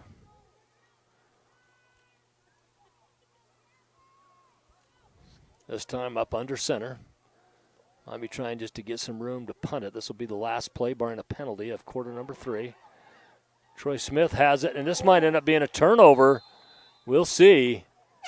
No, it was actually jumped on by Camas County. It was a fumble, and Troy Smith has had a couple issues tonight with hanging on to the ball. He had the one that he had to wrap around behind his back, but he's lost a fumble already this game. Fumbled there, almost lost it as well. He's got to maybe get a little bit more grip on his hands. We come to the end of quarter number 3, 44-18. That's your score. We'll be back on Idaho Sports after this.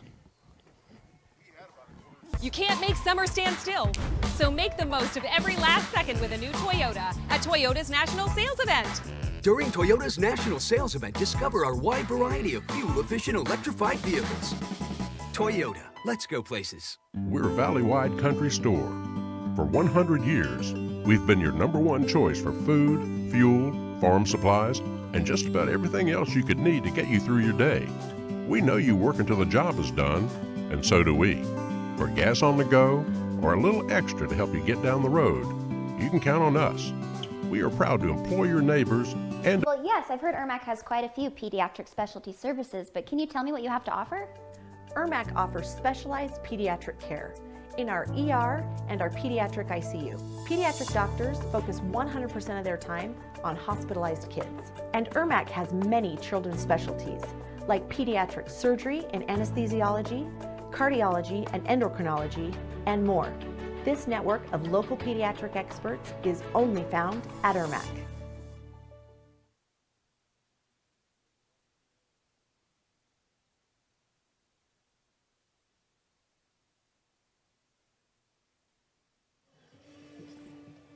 "12 minutes up on the clock, 44-18. As we hit quarter number 4, Watersprings hosting Camas County.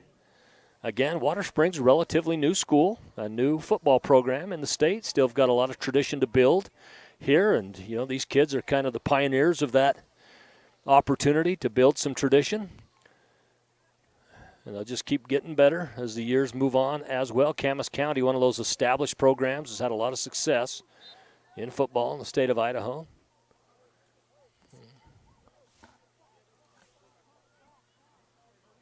They're going to bring Tristan Smith off the field for the first time.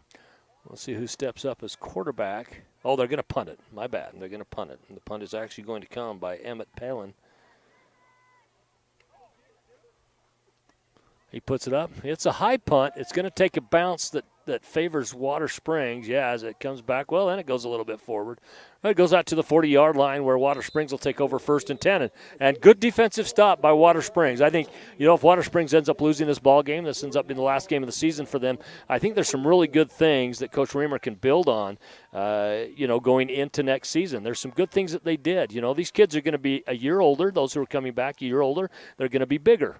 One of the things that we've talked about is that there's a notable size difference between most of the linemen down there. You have number 56, Souza, Buddy Souza, that, is as big as any of them they're facing, but the rest of them are a bit smaller. And it's, they come back, they're going to be bigger, they're going to be stronger, and they're going to be a tough team.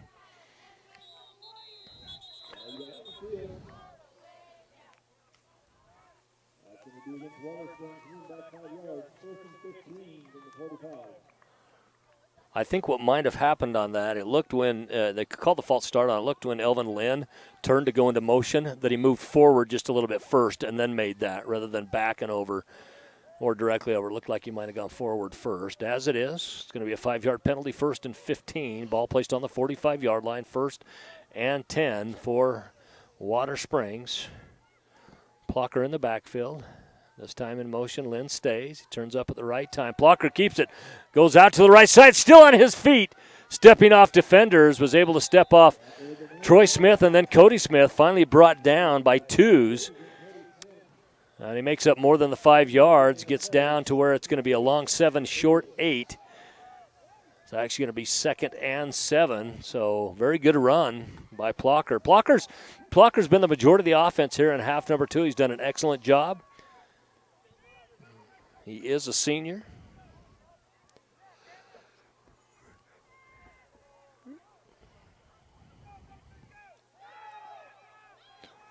Plucker again, able to pick up some, and he fumbles the ball, and then he was standing up still when he fumbled that.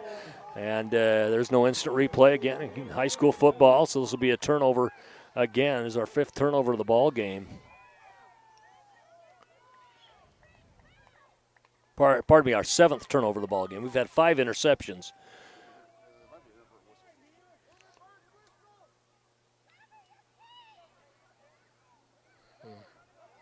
We'll see what it was. As it sits, the play on the field, the call on the field is a fumble recovery.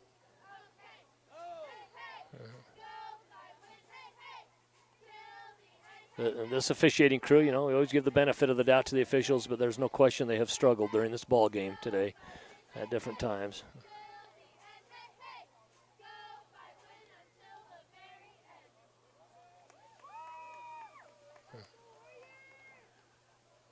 Everybody's confused on the field, and everybody's confused in the stands. Now we have another conversation taking place with the officials down on the field. And since then, the chains have moved, reset, so they'd have to figure out what they're... If it's an inadvertent whistle, then I think it should be 4th down. Is that correct?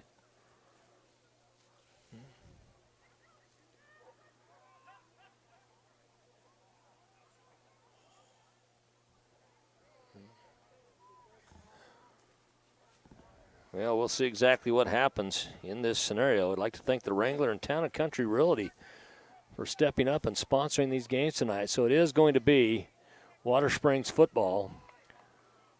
So a lot of the discussion was basically where do we need to place the ball is what it is. So it's actually going to be 2nd down. It's going to be 2nd down and 8. From the shotgun, it's going to be Plucker. So it was an inadvertent whistle. 2nd down and 8. Plucker had the good run the time before. And now he gets the pass out. Good defense downfield as the pass was right on to number 5, Thines. Great defense by number 21, Cody Smith. Cody Smith was able to get in there. And that's your traditional defensive play there. Getting that hand in, knocking it down, sending him back to the huddle. There's actually a really good route run by Thines. Thines, the sophomore wide receiver, also a DB on this team. And the throw was under a little bit of distress and was able to get it where it was at least catchable. Twins right. Matheson steps up for some blocking. Blocker gets it downfield once again. This to Lynn. And this time, Lynn is able to get past Tupper to do it. See, Lynn does have the speed advantage when he's out there on the side. And this is twice now that Lynn has caught a touchdown in that same spot. This one was a 35-yarder. Last one was a 45-yarder. Pardon me, a 54-yarder.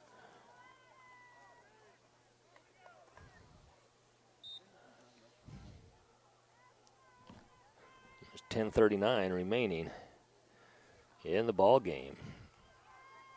Great job by Lynn and great pass by Plocker. Moves our score out 24-44. Chance for a 2-point conversion. Man in motion is Lynn. He's going to go to him. It gets blocked. And that has been definitely an Achilles heel today for Watersprings, has been their inability to convert after a touchdown on the extra point. In this case, 2-point conversions.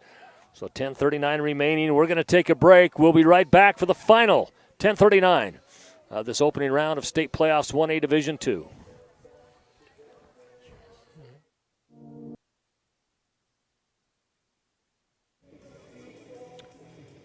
.39 on the clock, remaining in the ball game. 44-24, 20-point lead for the favored Camas County Mushers.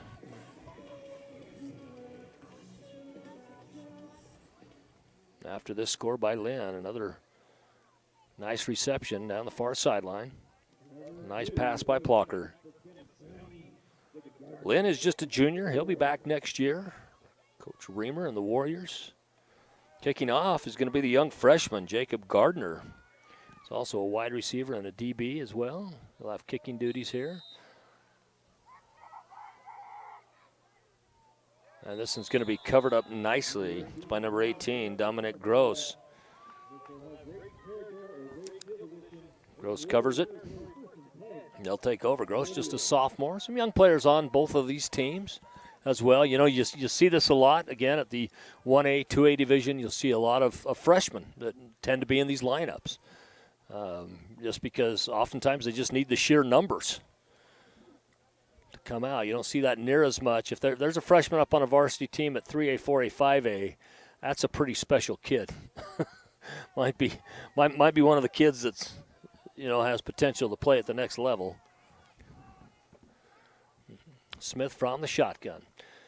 He's got twins right. One blocking in the backfield. He steps up, has his man, goes over the defender. What a great pass as he throws it out to Emmett Palin. And he's going to go all the way down, and he's going to score a touchdown. It looks like he got in. Nope, he got it. They pushed him out at the 1-yard line, so they couldn't really see if he stretched the ball across or not. But what a great pass. Goes all the way down inside the 1. And with 10:26 on the clock, they get a chance to punch another one in here.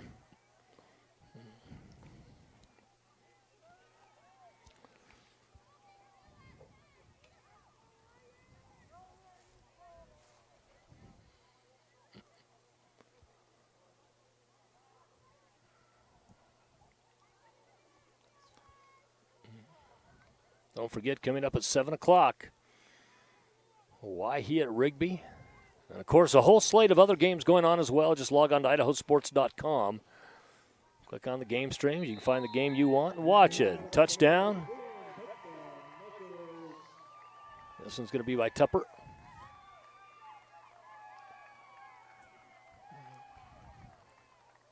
Moves our score out 50-24. 2-point conversion pending. And after converting on their first 4 2-point conversions, they have missed on their last couple. Speaking of Camas County.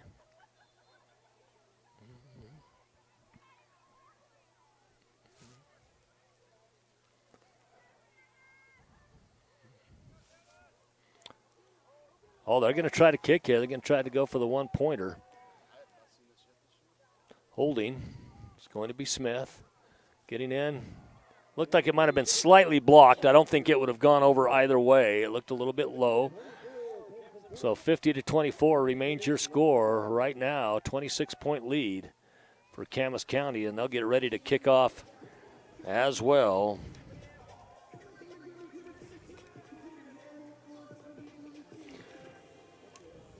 Our Army of Idaho Sports action photographers are covering games all over the state. We've revamped our galleries to make it even easier to find and order your favorite action shots. Just go to IdahoSports.com and click the Action Photos link in the menu bar. They are great photos. If you've never gone through for those photos, they are excellent, excellent photos. Always fun to see yourself, you know, if you're a youngster, to see yourself in a video or photo capture there.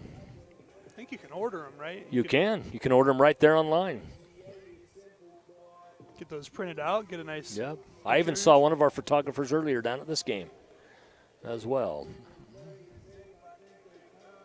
Once again, these the games here always start a little bit earlier from Watersprings, as they don't have lights yet on the field. That might be coming in the near future.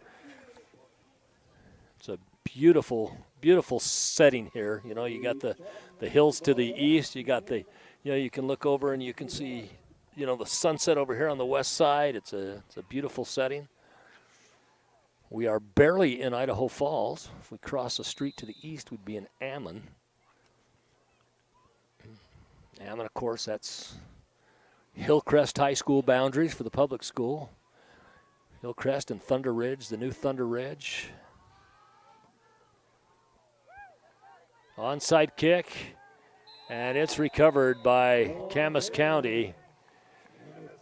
That's the third recovered onside kick between the two teams today. One for Watersprings, two for Camas County. And, you know, when you get used to kicking that, you do it pretty much every time.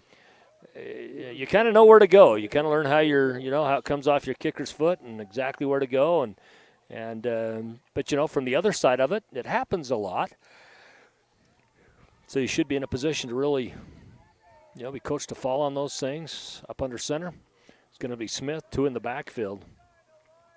Gives it off to Troy Smith. Troy Smith cuts to the outside after juking the defender, goes back to the inside, slips just a little bit, brought down by Lynn. Elvin Lynn, the junior, comes up with the tackle. Lynn's been very active today defensively and offensively. He's got a couple beautiful touchdown receptions. Clock continues to run. 26-point lead right now. In football, you do have mercy rule at 40 points where the clock continues to run except for timeouts, but that does not apply to state playoffs. Just as a side note. That's a run by number 45, Sage Patton, the junior. And I'll tell you what, where's this kid been, man? This kid's a bull in a china cabinet. He's a big boy. That's a great run. He's a pretty stout kid. So he was able to get down, push a few defenders south with him, picks up the first down. Looks like it's going to be around the 26, 27-yard line. 1st and 10.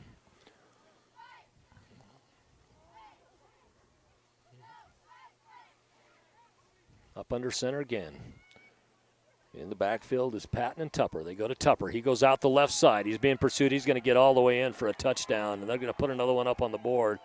It's going to move our score out 56-24 for a 32-point lead. Extra point pending. We'll see if they come out and try for the single extra point. So we got the kids on the other side from Camas County running the flags down, and a few of them are faster than some of the others. So it's CHCS.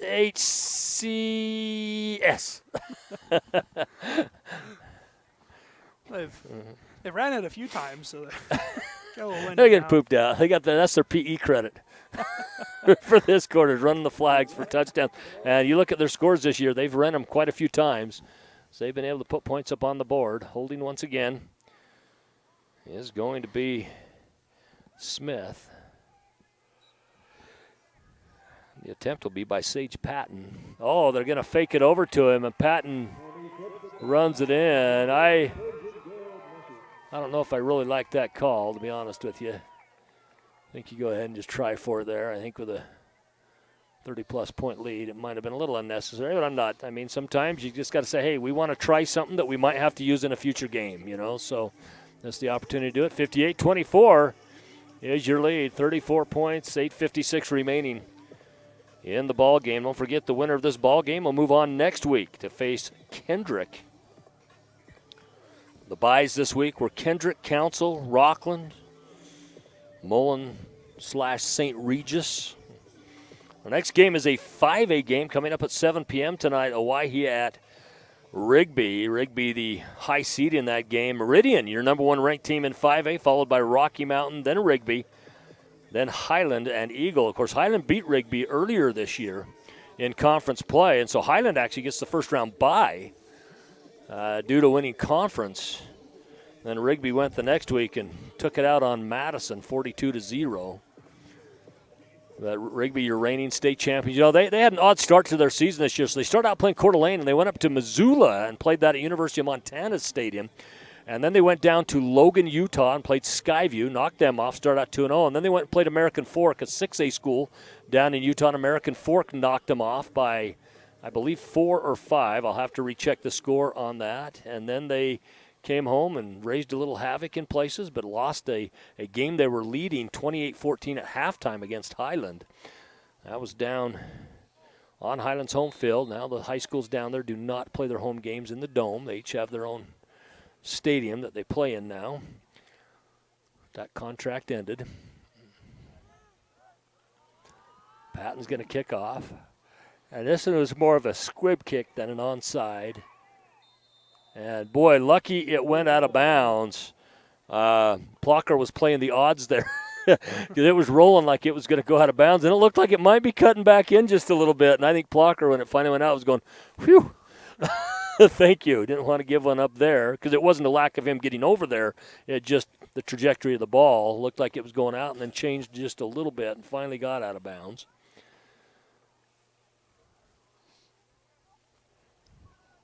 We'll see where this is going to be placed. I believe it's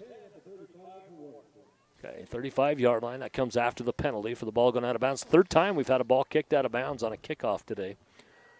8:53 remaining. Watersprings. From the shotgun, it's Plocker.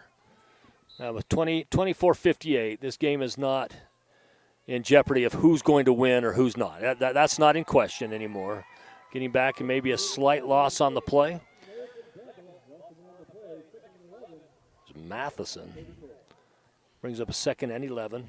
But, yeah, it's not – there's no question who's going to win this ball game. The thing you like to see at this point in the game is just the teams continue to play with pride, you know, play out there, work hard every single play. You know, you look at a lot of these kids from, you know, for the Warriors are coming back next year. You know, Thines is coming back. D'Antoni is coming back. Corbin Nelson, Lynn, Gardner, Henry. Matheson will be back. Souza will be back. Bodie Souza, and both Reamer and Olson will be back next year as well. There's 2 seniors graduating. Of course, one of those seniors didn't even play in this ball game today. As that was Peyton West, who has the ACL tear. And, of course, they could have used him today. That would have made a big difference. You know, when you get down to 8-man football, the smaller you play, the bigger impact a single individual player has. And that is certainly a miss for them. 3rd and 12.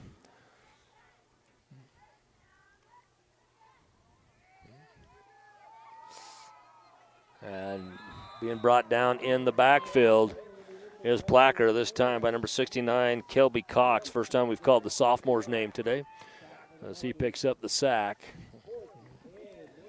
Brings up 4th and 19. 7:16 remaining in the ball game.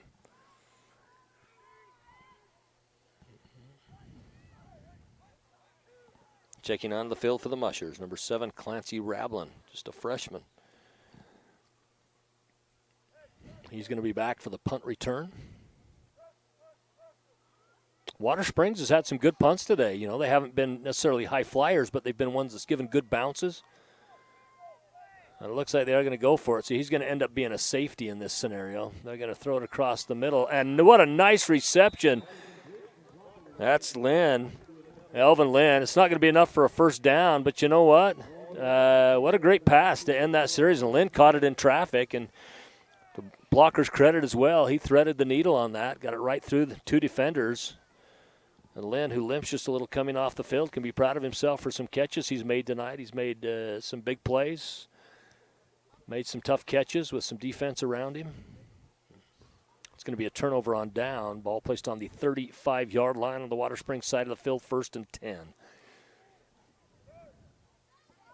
I think for the most part, if you're Camas County, you just kind of keep this running up the middle here. I don't think you're going to see Watersprings, step up and use all their timeouts, not in a 24-58 game. 36-point lead.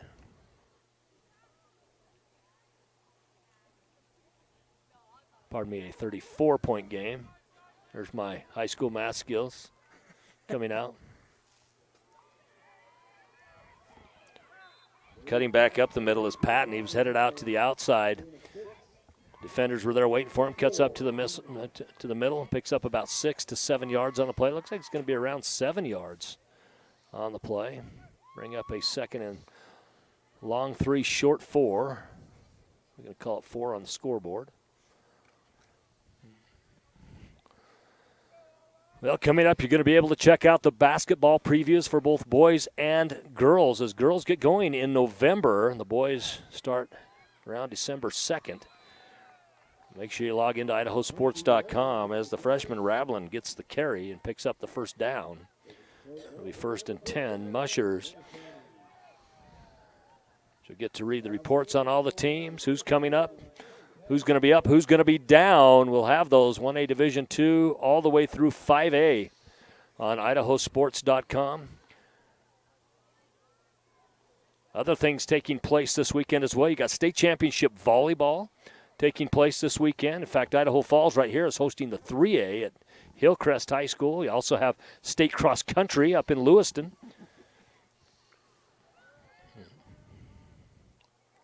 They've already had state soccer. As the fall sports start to wind down, Smith in the backfield looks to get out, fakes a pass, able to get around the corner. He's got it. We're going to get a hold defensively, or a hold offensively. I believe this is actually going to be on Quinones. This will be a spot foul. It's probably going to end up being 1st and about 25.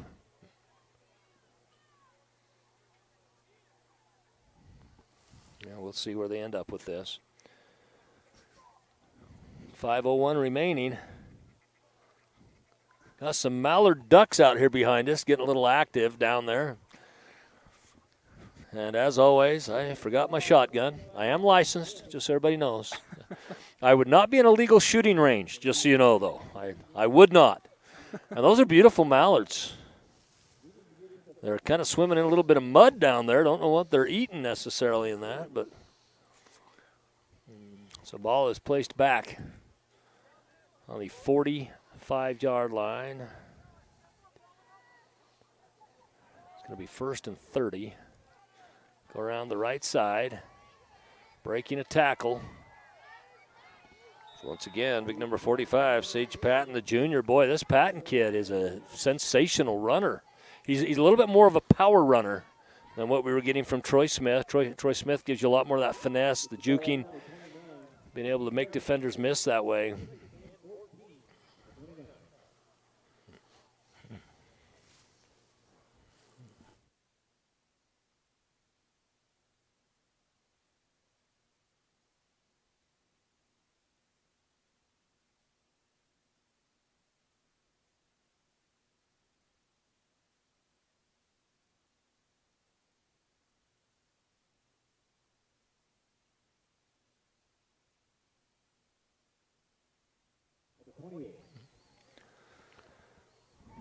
Now gaining a little bit of that 20-yard deficit back as it was 1st and 30. They're trying to get that 20 yards back to the original line of scrimmage. It's going to bring up a 3rd and about 14. 3rd and 13, they're calling it. Clock continues to run, and for the most part, Camas County is going to use pretty much all the clock on this. You know, despite the loss that's coming, Watersprings did some good things today. And again, some good things moving into next season that you can work on. As being brought down in the backfield is Patton. But they did. I think the coaches can take this and build on some good things. There were some good individual things and some good team things that took place. This wasn't a game that you look at and say, well, that was a total disaster. No, there were some good things took place. And they forced Camas County to play a good ball game. In fact, through the first quarter, we had a very, very tight ball game, and Watersprings actually had the lead, 12-8 at one time. And then kind of the wheels came off a little bit, but I felt they regrouped pretty well at halftime. It was just a big deficit to overcome. It was a 38-12 deficit at halftime. Out the middle again, we're going to have another touchdown. We're going to get a penalty flag as well, and this might be a hold again. Yep, they're going to call it a hold, and it's going to be against Camas County. And so this will come back again, bring up another 4th down. That negates a good touchdown run by Sage Patton. Patton has not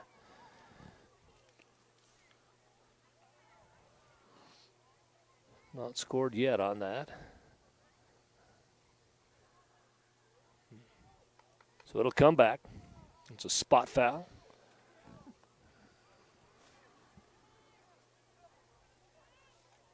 Yeah, I was talking earlier how we've had just kind of an average penalty game and so forth. And ever since I said that, we've been inundated. It's been the penalty clinic.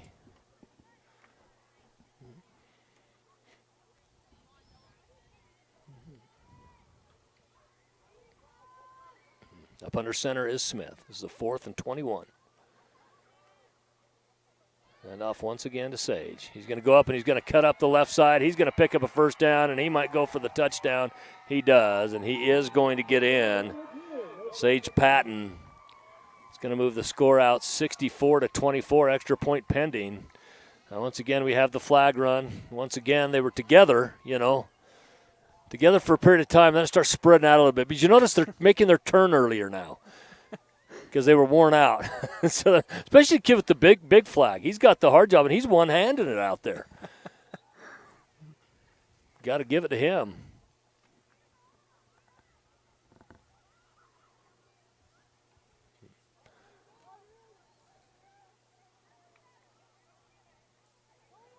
From the shotgun, it's Smith. He's got 2 in the end zone. Both of them are covered. Now he's going to go through the middle, and it's going to be a nice easy pass. That's the number 18, Dominic Gross. And it moves the score out 66-24. Well, we're going to give you right now, because we are going to have to, as soon as this game's over, close this broadcast down. So we're going to give you the IdahoSports.com player of the game. And tonight it's going to be Troy Smith. He started out, he had 2 interceptions. One of them was a pick six right off the bat. Then he scored another touchdown after. Just really put his team in a position where it was catch-up ball for Watersprings for the entire rest of the game after that point. So we're going to give that to Troy Smith. Troy Smith is also, he's just a junior. He's going to be back next year. Troy Smith, your IdahoSports.com player of the game. 2:23 remaining. So they getting the teams back out on the field. We'll get a kickoff from Camas County.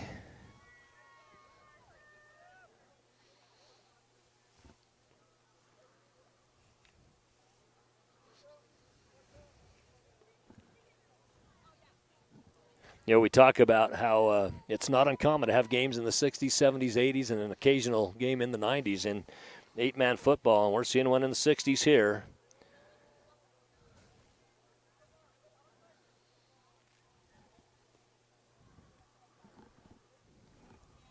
In fact, 90 points have been scored. Yeah, in the game. Wonder if they had a Vegas over and under on this. Once again, I don't gamble, and I'm not promoting gambling. I'm just curious, I always look up the spreads on games because I like to see, because that's all done by statistical data. And, of course, you don't have it for high school, but for college games, pro games, I like to look and see what the spread is.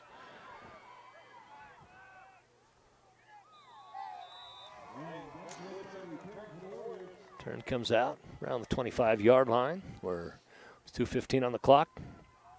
Watersprings will take over, 1st and 10.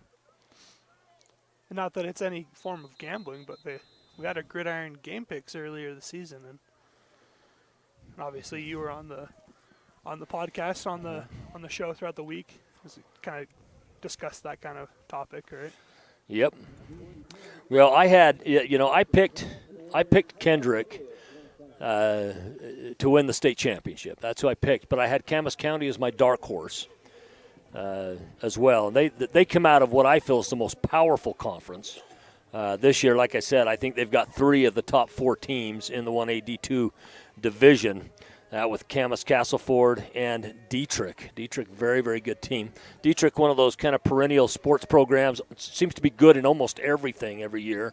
Their girls' basketball team dominated to the point several years ago where ESPN came out and did a big documentary. Of course, their coach had been paralyzed from a bacteria that he got from working on cattle, and he coached them to 4 state championships in a wheelchair. And so ESPN had come out and done a big documentary on them. Their girls' team was just fantastic. He had daughters that played there as well. So Dietrich has been very good.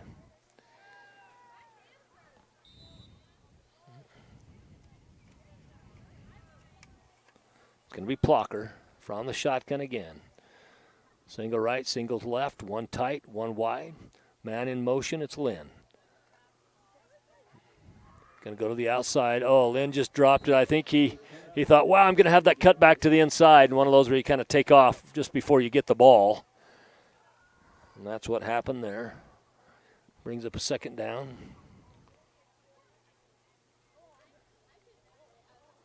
Yeah, normally in this situation, up by 42 points, normally the clock would run. But the mercy rule, which is 40 points, does not apply to state playoffs. It's the same in basketball. It does not, a mercy rule, which is 30 points anytime in the 4th quarter, does not apply to district tournaments and state playoffs. Lynn in motion. They're going to look deep. They have him. Oh, boy, if he could have caught this, the sun might have been in his eyes as he looked out to the west. This would have been his 3rd touchdown on a long pass attempt. Had he have been able to haul that in. And I'll tell you, that, just like the first touchdown that he had, that one was in stride. It was a perfect pass by Plocker. Speed advantage to Lynn.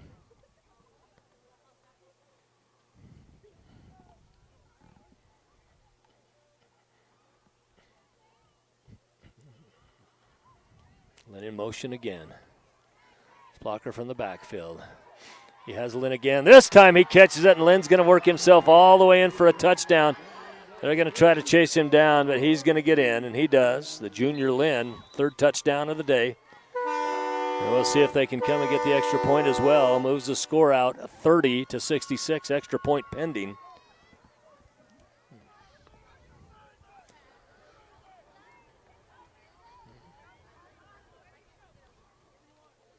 He's a little poop there. He went down to catch his breath just a little bit. They're going to bring him off the field and replace him with number 21, Corbin Nelson, the freshman, also a quarterback and a DB.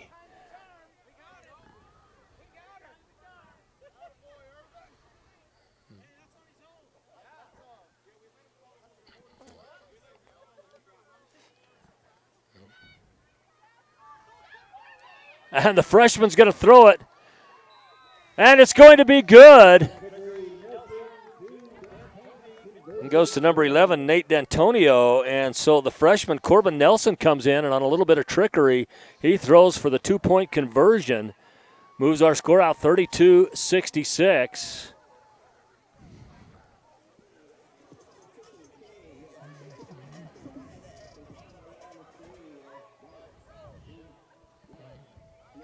So $1:46 remaining in the ball game.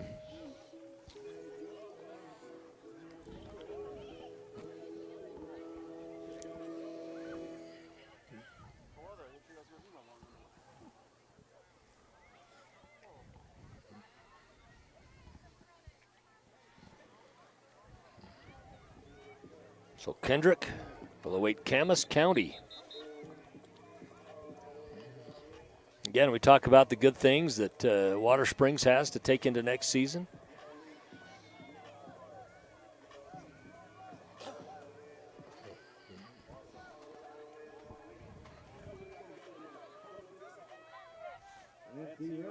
Good game for them. Their playoffs didn't end, or their season didn't end sitting at home. Their season ended playing here on the field in a state playoff game. Not every team makes it to the playoffs.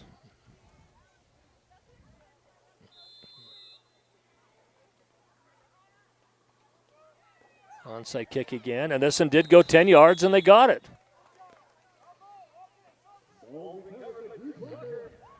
So that's the fourth recovery. 2 by each team now.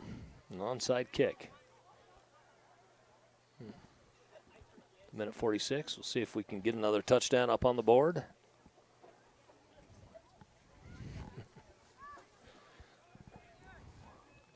This would be about the time we'd be turning on the stadium lights if we had them here. They'll come. It'll come. But you know what? I like these daytime games. Something fun about the students just getting out of class. Yeah. Come roll in. It's going to go out to Lynn, and Lynn's going to throw, and it's going to be picked off. This one's going to be picked off by the freshman, number 7, Clancy Rablin. We've called his name a couple times now tonight. Lynn throws the INT. But you know what? It's a good time to pull that kind of stuff out of your hat. See how it works. Again, you're using stuff to build on for the coming season. And, if a play like that happens and get a touchdown out of it or whatnot, you find something that kind of works, again, going into the next season.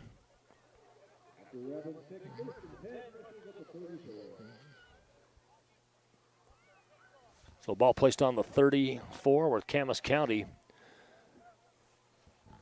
will come out 1st and 10. I'd like to see Camas just maybe do a couple runs and then nil on it. I don't anticipate Watersprings calling a timeout to disrupt that.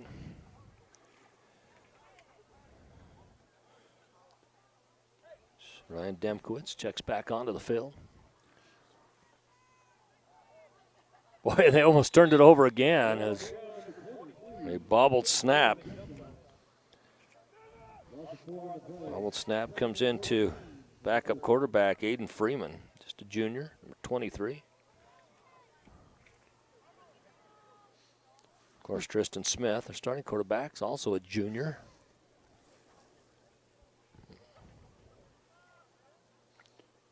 Troy Smith's a junior. Cody Smith is a senior. Canona is a senior. They're going to lose him. That's a big loss to them. Palin's just a junior. Tupper a junior. They're going to return a lot of good kids for next year. And another bobbled snap. 2 bobbled snaps. So we're down inside a minute, 50 seconds to be exact. Because we have to take off immediately after this game to get to another one, we'll just let you know that this has been an IdahoSports.com GameStreams production of the 2022 Idaho High School Football Playoffs. Tournament coverage on IdahoSports.com is presented by Project Filter, Your Health Idaho, the Idaho Department of Health and Welfare, and the Idaho Transportation Department. Also brought to you in part by Valleywide Cooperative and, of course, your local Toyota dealers. We'd also like to thank our local sponsors, the Wrangler and Town & Country Realty, for helping us bring this game to you live. Special thanks again to the athletic director here and everybody behind the scenes at Watersprings School for their hospitality and help getting this game broadcast to you. Congratulations again to our IdahoSports.com player of the game. That is Troy Smith. And thanks again for joining us as Camas County. The Mushers, they defeat the Warriors of Watersprings by a score of 66-32.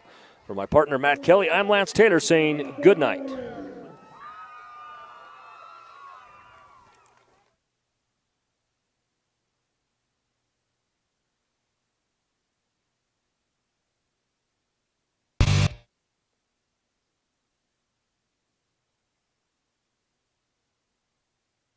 This has been a presentation of IdahoSports.com GameStreams. This broadcast is copyrighted to IdahoSports.com. Any rebroadcast, retransmission, or other use of this broadcast without the expressed written consent of IdahoSports.com